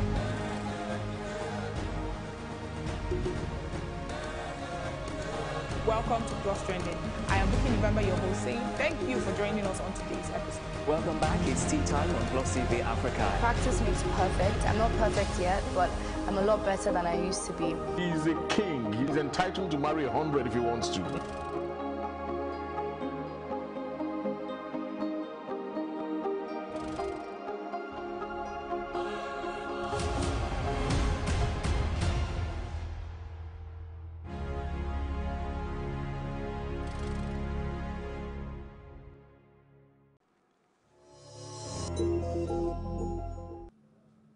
In entertainment, the reason for star singer Davido's dismissal by the NYSC is now clear. He has been accused of breaking rules, including bringing his car to camp, absconding from the camp without notice, and getting involved in politics by campaigning for his uncle, Ademola Adeleke, who contested for Osun State governor and lost. Following this accusation, the pop star received a query letter from the Abuja NYSC's headquarters for misconduct. Meanwhile, another source hinted that for participating in politics, NYSC is likely to add a 3-month extension to his service year without payment. Still on entertainment, streaming giant Netflix has announced its first African original series titled Queen Sono, which is due in 2019. Queen Sono tells the tale of a female spy played by South African actress Pearl Thusi, who said about the project that it's going to change the game for every artist on this continent. The new series will be directed by local actor and director Kagiso Legida, and according to the Vice President of Netflix's International Originals, Eric Barmark, over time our roots will get deeper in Africa and South Africa, and we're moving pretty quickly to that now and plan to invest more in local content. He further stated, Netflix also wants to be a place where local content creators can tell their stories to a global audience. And that's it on entertainment. I'm Tokumbo Taiwo. The best in sports coming up right after this.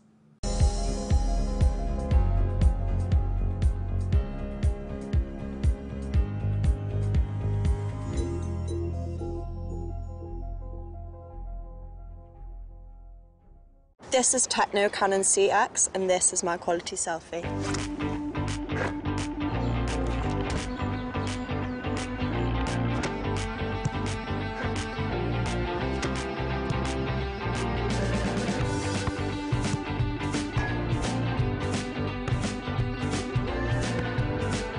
Use Technocam on CX's 16-megapixel front camera with dual soft light flash and beauty enhancement and show off your quality selfie.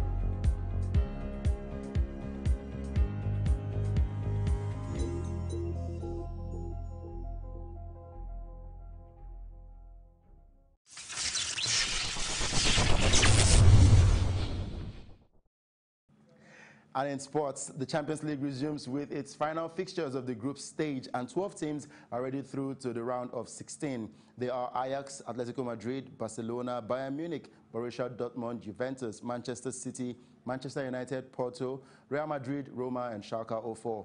And the teams who still have a chance to make it to the round of 16 are Inter Milan, Liverpool, Lyon, Napoli, Paris Saint-Germain, Shakhtar Donetsk, and Tottenham Hotspur. And clubs that have been demoted to the Europa League round of 32, we have Benfica, Club Brugge, Valencia, and the teams that can still finish third in the Champions League, CSKA Moscow, Red Star Belgrade, and Galatasaray, Hoffenheim, Lokomotiv Moscow, and Victoria Plzen. And Liverpool manager Jurgen Klopp insists his side go into their must-win encounter at home to Napoli, not fearful of conceding, but well aware of the implications. The Red needs to win 1-0 or by 2 clear goals to qualify for the Champions League round of 16, with Carlo Ancelotti's side winning the reverse fixture 1-0 in Italy. And Liverpool will be confident of keeping a clean sheet, having managed 14 in their last 18 home matches in all competitions. But should they concede first at Anfield on Tuesday, they will need to score 3 in reply. And still on sports, Nevada fight regulators have postponed hearings on the suspensions of Conor McGregor and Khabib Nurmagomedov for a brawl after UFC 229 in Las Vegas. And State Athletic Commission Chairman Anthony Manuel III cited continuing negotiations with Nurmagomedov's attorneys toward a settlement that could avoid a public hearing on the 29th of January. And Commission Executive Bob Bennett says McGregor's attorneys also received a continuance, and Manuel has said fines and punishment up to a lifetime ban could be considered for both fighters. They were suspended, and the board withheld $1 million of Nurmagomedov's purse after the October 6th brawl, which saw Nurmagomedov defeat McGregor in the 4th round. And that's it on Sports Update on Plus TV Africa. I am Udoka Njoko. Many thanks, Udoka, and that's our news roundup of events this hour from our Lagos studio. For more news, update and broadcast, please follow us at Plus TV Africa. That's on Facebook, Twitter, and Instagram. And please do remember to subscribe to our YouTube channel at Plus TV Africa. We'll be back later with more stories making the headlines across the African continent and the rest of the world. To join us again, I'm David Alabi. Bye for now. Many thanks.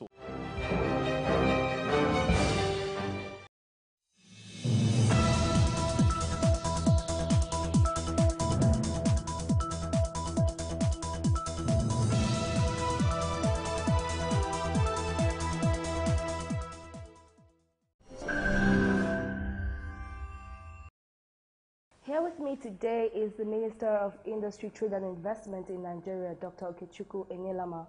Thank you for joining me. Thank you for having me.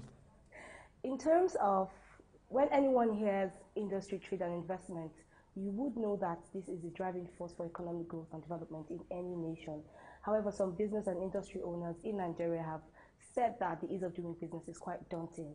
Since your administration, how much of improvement would you say you have made?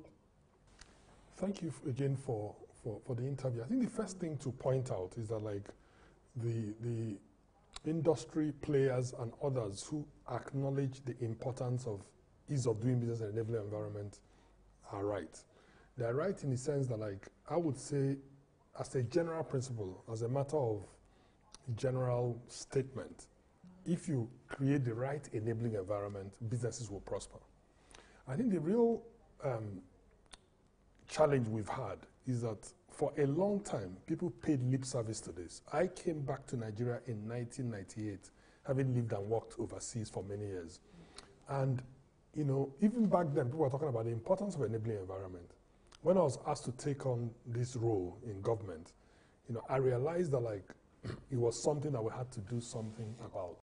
The good news is that the president himself, President Buhari, and the vice president and the entire government really acknowledge the importance of enabling environment. And the president, as you know, or may well know, you know, actually established a council to focus on this important subject called the Presidential Enabling Business Environment Council. That council has been going for over 2 years. It's as a result of the work of that council that for, you know, over 10 years, Nigeria kept sliding, for instance, in the World Bank business rankings, ease of doing business rankings. It kept on, you know, it kept going down. It kept sliding backwards, in other words, to the point where we got to 170, 169. But in the first full year we operated, we had a 24-point jump, you know, back to 145, 145 or so thereabout.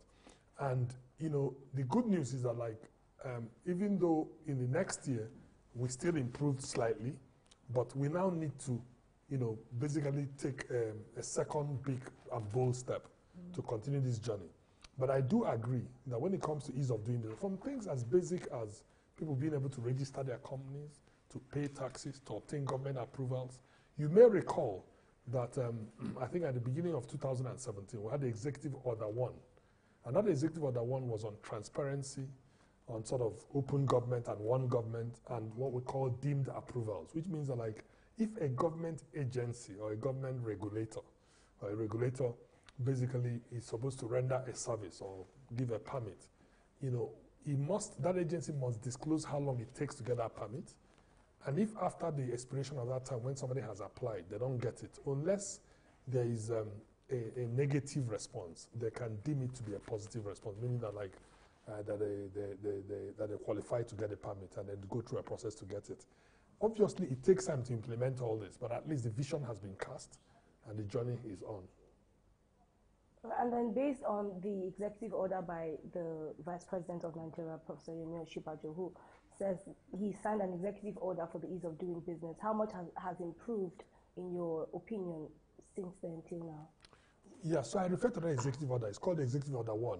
I mean, the Vice President signed it when he was acting president, but clearly what the executive order says is that, like, all the government ministries, departments, and agencies should, one, publish the various regulations, permits, and things that they oversee or provide an oversight for, and they should also say how long it takes to get those things, you know, on their websites and on using other media. How effective has this been so far? I think we've made progress. I mean, first of all, like, if you go and look at websites of the MDAs today, that's ministries, departments, and agencies of government, you see that most of them have active websites. Before, it was dormant.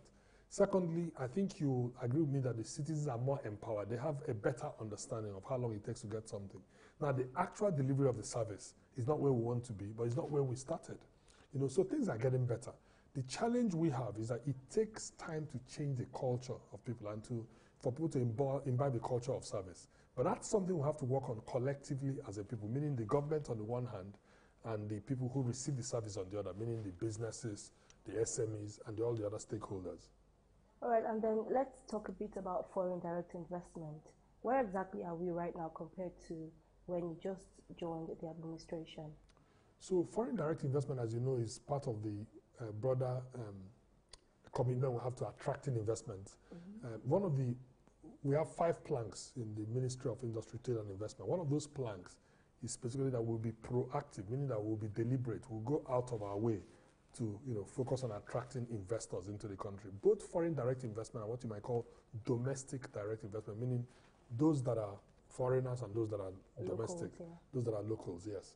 And one of the encouraging signs is that if you look at when this government came in, we immediately went into a recession due to the, you know, plunge in oil prices and commodity prices and so on. And I think from the work we've done in terms of the economic recovery and growth plan and the strategic implementation plan of the government before then, we came out of that recession.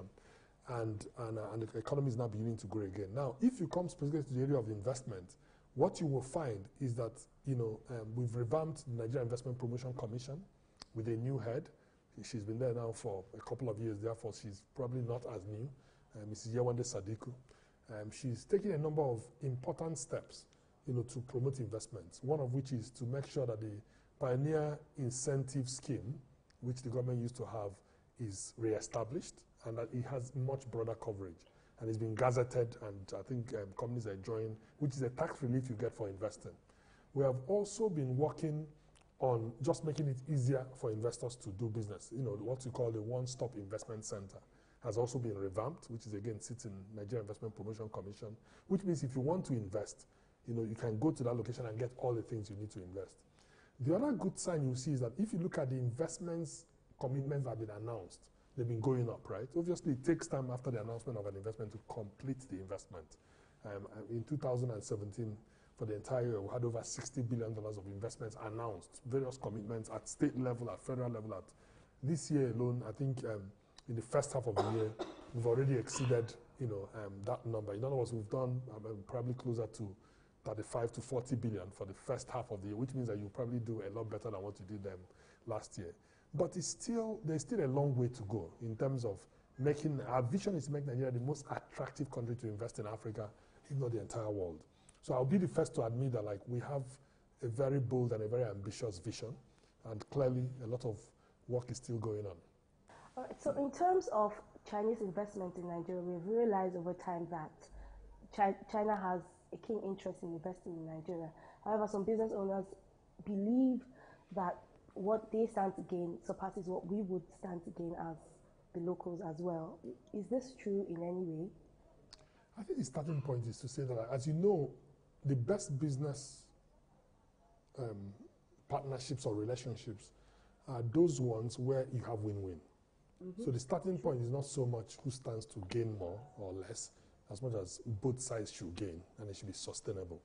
And from the point of view of China, we just came back not too long ago from what they call the FOCAC meetings, which is the Forum on China-Africa Cooperation. And this was the second one I attended. I attended one at the beginning of the time when we joined the government in 2015. And then there was another one the first one I attended was in South Africa. The one that we went to last month was, a couple of months ago, was in Beijing. And what is clear is that China, as part of its broader policy, is focused on doing more with Africa.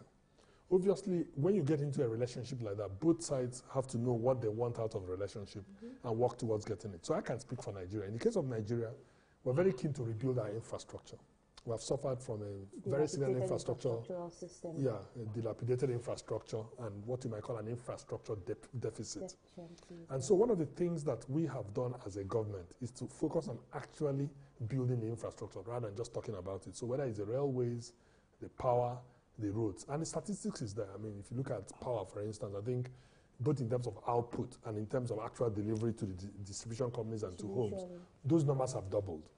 From where we came in. From the generation to the distribution. Yeah. So from generation, when we came in, it was probably a little over 3,000. Today it's over 7,000. Actual distribution, when we came in, was a little over maybe 2,500. Today is about 5,000. So those numbers have doubled. Are we counting losses as well in this? No, those losses that we're talking about, remember, that's why what you generate and what you distribute, there's already a gap, right? But generally, and transmission, we've also increased the capacity to transmit to over 7,000. So I think there is no question that there's been progress in infrastructure and in power. However, I will also be the first to admit that we need to do even twice that and twice that again. I mean, we need 20,000, 30,000 megawatts of power, if not more. But it's a journey, right? So when it comes to China, they certainly have backed us in terms of infrastructure. Now, you also have to understand that when it comes to industry, which is the area I pay particular attention to, they are very keen. Chinese companies are very keen to work with us on industrialization. I'll use just one example. There's a company called the Rui Group, which is into textile, cotton, textile, and garment.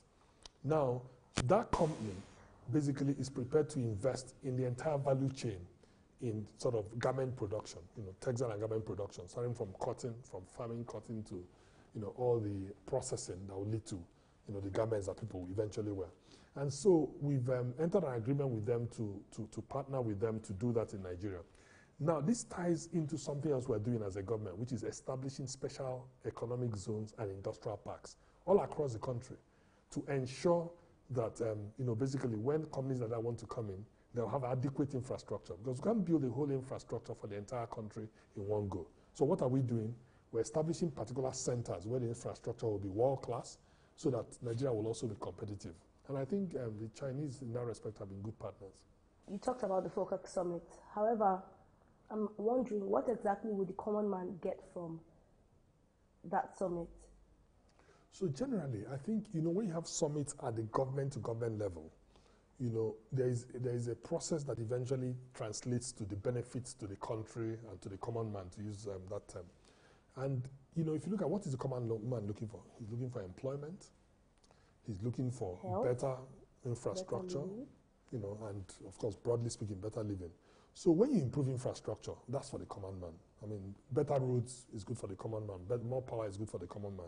When you improve industry that will create jobs, for instance, this thing we're doing in the special economic zones will create 1.5 million jobs over 5 years. Those jobs are going to go to Nigerians, not foreigners. It will also improve the living standards. The other thing I should talk about is the Industrial Policy and Competitiveness Advisory Council, which is an industrial council of government, again established by the president, to create a partnership between the government and the private sector. And again, it's around creating jobs and creating opportunities for people. So that council, for instance, is focused on 5 areas. It's looking at critical infrastructure that will help industrialization, things like power again, things like the, better roads, but roads now that go into industry. It's looking at vocational training and skills acquisition. How do you train people to work in industry? Because again, the training people receive in universities and in schools at times can be somewhat theoretical. And at times you need to bridge the gap. You need to bridge the gap between that theoretical training and industry. And what other countries have done is to form a partnership between industry, the academia, that's the schools, and basically the government. And that's what we're doing through the Industrial Council. And we're looking at a number of sectors where we're doing that. We're also working on financing. People need access to financing that is, that is attractively priced. In other words, that is not too expensive. The banks today are lending at 25–30%. But if you look at the development banks like Bank of Industry, which is part of our group or part of our ministry, they're lending at sub 10%. That's the kind of thing the common man needs. And we're also looking at trade and market access. How do you make it easier for people to trade? To move their goods, get their goods to market, and get the goods sold. But how much of this is being implemented currently? I mean, all the things I'm talking about are being implemented. We have at least over 40 initiatives. And we've been sort of reporting on them, from here, on the work of the Industrial Council. And obviously, you see more and more of that going on.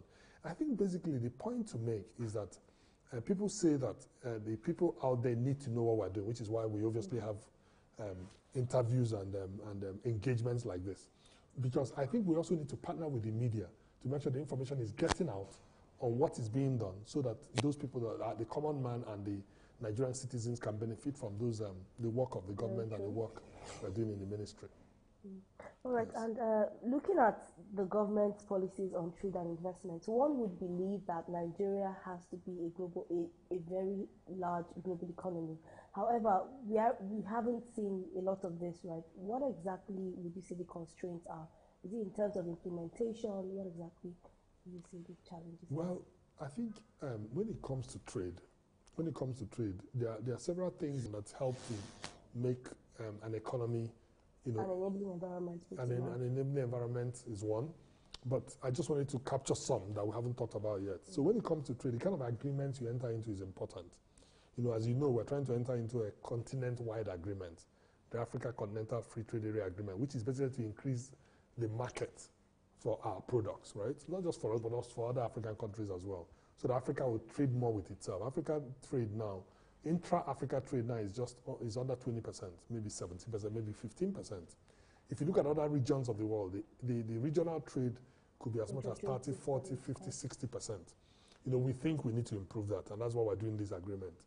Now, we're also trying to enter into bilateral and strategic agreements with key countries or key markets that we trade with. Like, you talked about China earlier. We're trying to do the same with Europe. We're trying to do the same with the US and parts of other parts of the world. The important thing is that trade is something that you need to be very deliberate about. and between both sides. And the other thing there about trade, which is where you started from, is that like you have to make trading easier. For instance, if you look at our ports, we are clearly working to decongest the ports because insofar as international trade is concerned, both export and import, the ports are mission critical. All right, and market confidence is very essential for investors. What is the Ministry of Industry, Trade and Investment doing in this regard? It's a good question and point because when we came in, one of the things we noticed was that like there was a lot of discouragement because of the recession we had gone into. Our confidence was down. So what we're doing is, one, in terms of investor confidence, business confidence, and market confidence, the way you rebuild that is by engaging and by obviously, making sure the economy is improving. So as you know, the economy has turned the corner. We started to grow again. We basically launched and established the Economic Recovery and Growth Plan that I talked about earlier, which is a medium-term plan, 2017 to 2020, that spells out the economic program of government, because that's what businesses and the private sector need, to know what are the plans of government so they can key into it. And I think the feedback we've gotten so far has been very positive. The other thing that helps is what we talked about earlier, investment, attracting the kind of investment to the country that will rebuild the economy and also build market confidence. I think the final thing I would say is that, like, in terms of the policies of government, we are determined to partner, with businesses, including the big and small businesses, to make sure that we're making it easier for them and also that the government is doing its own part. And the part of government really, there are three things that I would say government must do. Number one is policy, basically to create a policy environment where businesses can plan and can improve. Number two is infrastructure, to create the infrastructure to make it easier because infrastructure is collectively owned and collectively established. And then finally is basically to make sure that we are a proactive government in dealing with the issues that government faces, what you might call the soft issues, right, or soft infrastructure. What are the issues they face and how can we help them to solve those issues? And that is really what this government is about.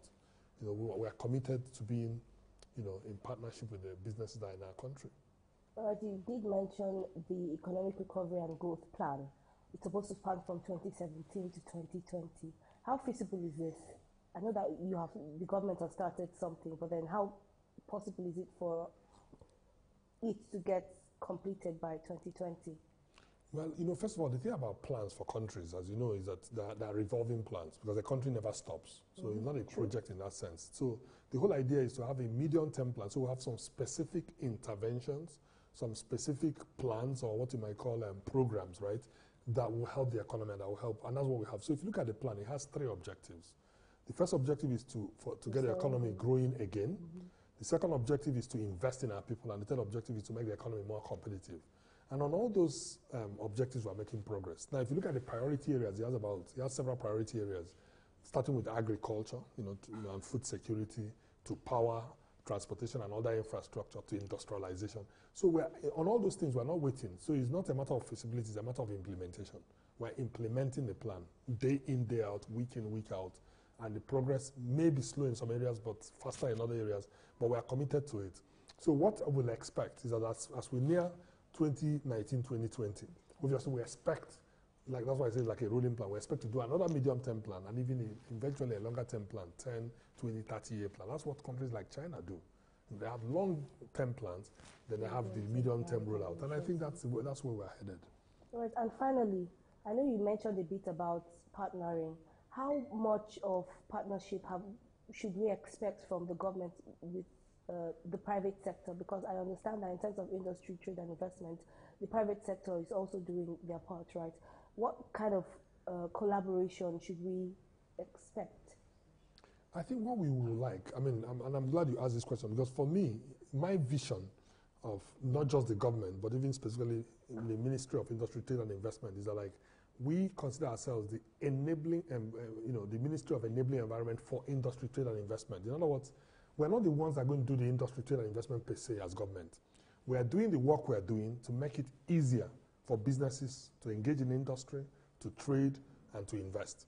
So that's the first point. So partnership is essential. Partnership is pervasive in all we do.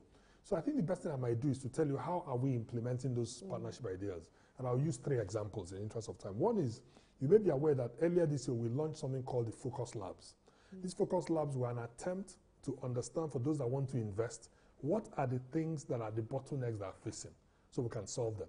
This was a method that was used by Malaysia very successfully, you know. And from that exercise, we got commitments of over 20-something billion, 22 or 23 billion dollars of commitments that were imminent, that people will invest in, where it's either there is some regulatory bottleneck that are facing, or there is something that they need from government. You know, so that partnership is one example. The second example is what I mentioned earlier, that if you look at what we're doing for industrialization, it's now being driven by something called the Industrial Policy and Competitiveness Advisory Council, which includes leaders from the private sector, across business, across, you know, big industry, SMEs, service providers, and the government. You know, so it's chaired by the vice president. He has senior ministers serving on it. And he has two vice chairmen. You know, one is private sector, one is government. I am the government vice chairman because of being the Minister of Industry, Trade and Investment. Alhaji Dangote, Aliko Dangote, is a vice chairman. We have a second vice chairman called Atedo Peterside, the former CEO and chairman of Stanbic Bank. And then, of course, the Minister of State for Industry, Trade and Investment is also a second vice chairman. And the relationship has been excellent. We meet every month, you know, solving problems mutually. And I think the final thing I would say is that even for our infrastructure, we also need to partner. So, for instance, one of the things coming out of this work is that for industrial roads, or roads that will help industrialization, where the private sector would like to, you know, just get the road done, we have come up with a program that will allow them do those roads and claim tax credits back from government. And that is something the private sector is very happy about, because at times they have roads they want to do maybe within their locales, you know, localities and locales where they're operating. And frankly, we've been able to work out an arrangement that will enable them, you know, not wait for government until we get there, or until the budget gets to that. So I think the scope for partnership is extensive, and this is only just the beginning. All right, thank you very much for your time. Thank you. Thank you for having me, and I wish you every success in Thank you your very endeavors. much. Thank you. Thank you.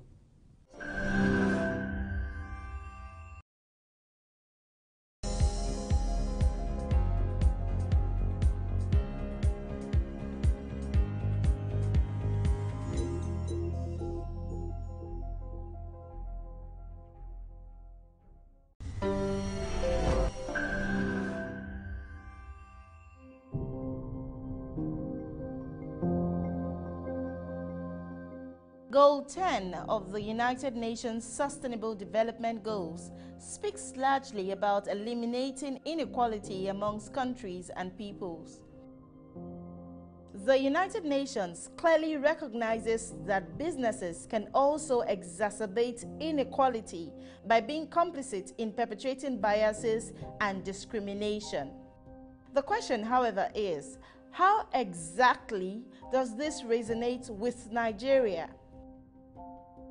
Lagos is the most populous city in Nigeria and has millions of persons. Among these are little persons also, often found in Osborn in Ikoyi. They are trying to make a living as they grapple with inequality and discrimination because of their physical appearances. Wisdom Abba and his wife Joanne are one of the little persons who moved from other parts of the country into Lagos to make a living by getting employed despite their physical inadequacies. They say that in Lagos, they had hoped to win the battle against discrimination, but this fight, however, seems to be a lost one as they are constantly marginalized by some employers while hunting for jobs. Sometimes somebody will promise me at where I'm selling market, just with drive car, we say we find work for me. I will pull up on that person. At last, the person will not find a job because promise me. Many of them. When I want to look for a job, they say they can't give me a job, that I'm too short, then I should go. This couple is not the only little person seeking an end to discrimination in job hunting. Nkubi and Shapali are celebrity broadcasters. They too say that they have had a painful taste of societal rejection. I got called up for an interview. One of the management now walked up to me and told me that, look, I am sincerely very sorry. You are not the kind of person we are looking for. My sister, you know, growing up, to be like, Daddy, where do you get this thing from? Though Shapali comes across as a very confident woman, she says growing up was torturous. As I'm talking to you, I don't know my mom until now. She ran away because I am a dwarf. She adds that her self-esteem was dealt a devastating blow for even thinking of marrying a tall man and begetting tall offspring, as her mother-in-law rejected her. I had a relationship that the guy, took me home to the mom. And I was there in their living room, seated, and the guy went to call the mom. The mom came and I was like, where? Sorry, oh my dear, sorry. Where is the wife my son said he brought? And I was like, it's me. Stop joking now. How will it be you? My son came up to come that he brought somebody. I was not accepted. Bash and Iyatokpe are 9-to-5 persons. They reveal that they have also been treated with inequality countless times. My own junior brother, the one that follows me, he also thought I'm kind of like a junior to him. We usually fight every day. I go one place. I say they find person will go sweep here. They say not true. I say I won't do it. They say, you do it. Which hand do you want to take sweep here? With only 12 years left to expunge inequality by 2030, only little is known if Nigeria will truly wipe out this menace. But Wisdom and his wife Joanne, Nkubi, Shapali, Bash and Iyatokpe continue to hope that someday they will be treated like every other human being. I am Mary Chinda for Plus TV Africa.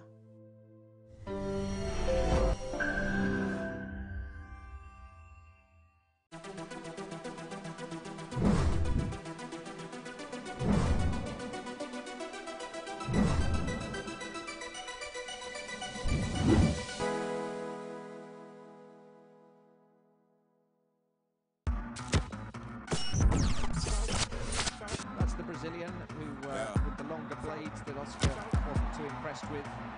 200 metres, but we must stress, absolutely legal. Sounds of the surf. Yeah. Now that he's a hater, I don't want no bad energy. Man get used by a rage off, can't see my enemy. And this time they are away, and Peacock goes away strongly. She wants a man from London, she wants a fellow with felonies. That's not you, my team. There's no I in it, I bring it on my team. Just when they saw my team, even the bouncers bounce when they saw my team. You wanna never know, don't be a sheep when you can be bold. Great, it's about time and you never know. Don't show up to my show, This is got no absolutely marvellous.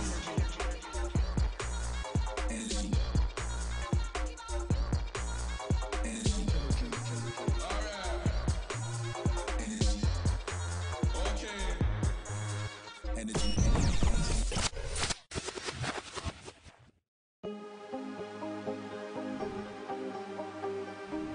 This is it for upcoming artists to blow in Nigeria.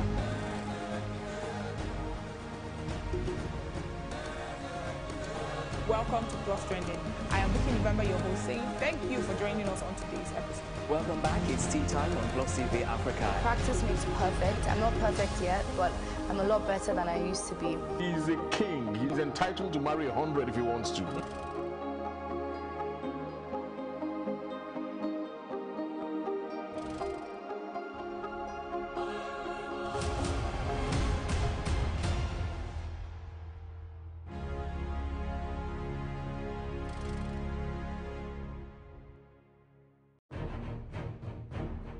It's very important to care about politics because you should know what is going on around you. It's also very important to have a say in what goes on in your society.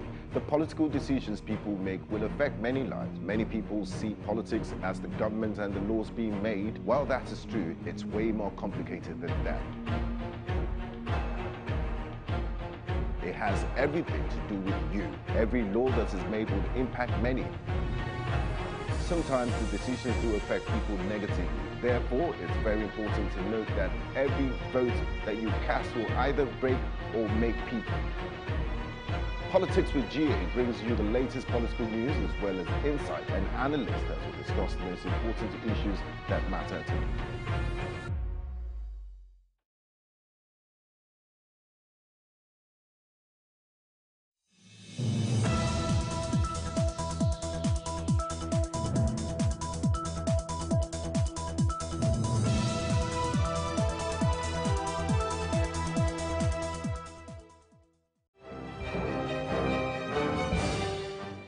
Good afternoon and many thanks for joining us on News on the Hour and Plus TV Africa. I'm David Alabi and here are the stories making the headlines. Now, first on our bulletin, reports across Nigeria. An abducted academic staff of the Rufus Giwa Polytechnic Owo in Ondo State has been killed by his captors. Confirming the incident, the Public Relations Officer of the State Police Command, Femi Joseph, described the death as unfortunate, explaining that the police recovered the body of Akinyemi Taiwo at a forest near Owo town, while the 4 people also abducted have regained their freedom. The deceased, who was kidnapped by gunmen on Tuesday last week along the Akure-Owo Road, was abducted along with 4 other people who are staff of the Federal Medical Center, Owo. Chairman of the Senior Staff Association of Nigerian Polytechnic, Regigbo Chapter, Chris Olowolade, condemned the killing, lamenting that the union had entered into a negotiation with the kidnappers for the payment of the ransom when it was discovered that Mr. Taiwo had been killed. The police say they are already on the trail of the kidnappers, but no arrest has been made. Now, Doyin Okupe, ex-aide of Goodluck Jonathan, Nigeria's former president, spent the night in the custody of the Economic and Financial Crimes Commission on charges of alleged cybercrime. Mr. Okupe had on Saturday raised an alarm informing the public of plans by the anti-graft agency to abduct him without an invitation or arrest warrant. Hours after the alarm was raised, the People's Democratic Party chieftain said the officials of the EFCC had left his residence, inviting him to turn himself in. Meanwhile, the National Publicity Secretary of the PDP, Kola Ologbondiyan, has said Okupe will still be detained by the EFCC as at 9 p.m. on Monday night. And in party politics, the People's Democratic Party has rejected Senator Buruji Kashamu as its governorship candidate in Ogun State. And on Monday, in a statement by its National Publicity Secretary Kola Ologbondiyan, following a rally held by the senator in Ijebu, Ogun State, the opposition party accused Senator Kashamu of being desperate to destabilize it, describing the rally as the height of ridicule. It alleged that the senator held a mock campaign rally, rented an audience, and presented a fake PDP flag to himself. The PDP said its national chairman, Uche Secondus, has since handed over the real flag to its authentic candidate, Ladi Adebutu.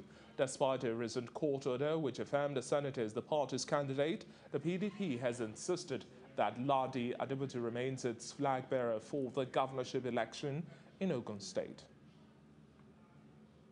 And in legal matters, the Federal High Court sitting in Ado-Ekiti has dismissed the suit brought before it by governorship aspirant Segun Oni, challenging the eligibility of Kayode Fayemi to contest the May 12 APC governorship primary election. Former Governor Segun Oni approached the court that Kayode Fayemi was not legally qualified to take part in the APC primary, having failed to initially resign his position in President Muhammadu Buhari's cabinet as the Minister of Mines and Steel Development. In its ruling, Justice Uche Agomo held that Oni's case lacks merit, noting that Kayode Fayemi was validly nominated by the APC and the purported indictment by a commission of inquiry by panel set up by former Governor Ayodele Fayose cannot stand, having been set aside by a court of coordinate jurisdiction. Dr. Kayode Fayemi, who eventually won the governorship election for second term as governor, picked the APC governorship ticket ahead of 32 other aspirants with 941 votes, while former Governor Segun Oni came a distant second with 481 votes. The court also agreed with our position that Dr. Fayemi is not a public officer, that he is a political office holder. Of course, that is why he did not even resign at all. But out of a amount of caution, he resigned more than 30 days before the general election, in line with Section 182 of the Constitution. That also the argument that he is a political party officer.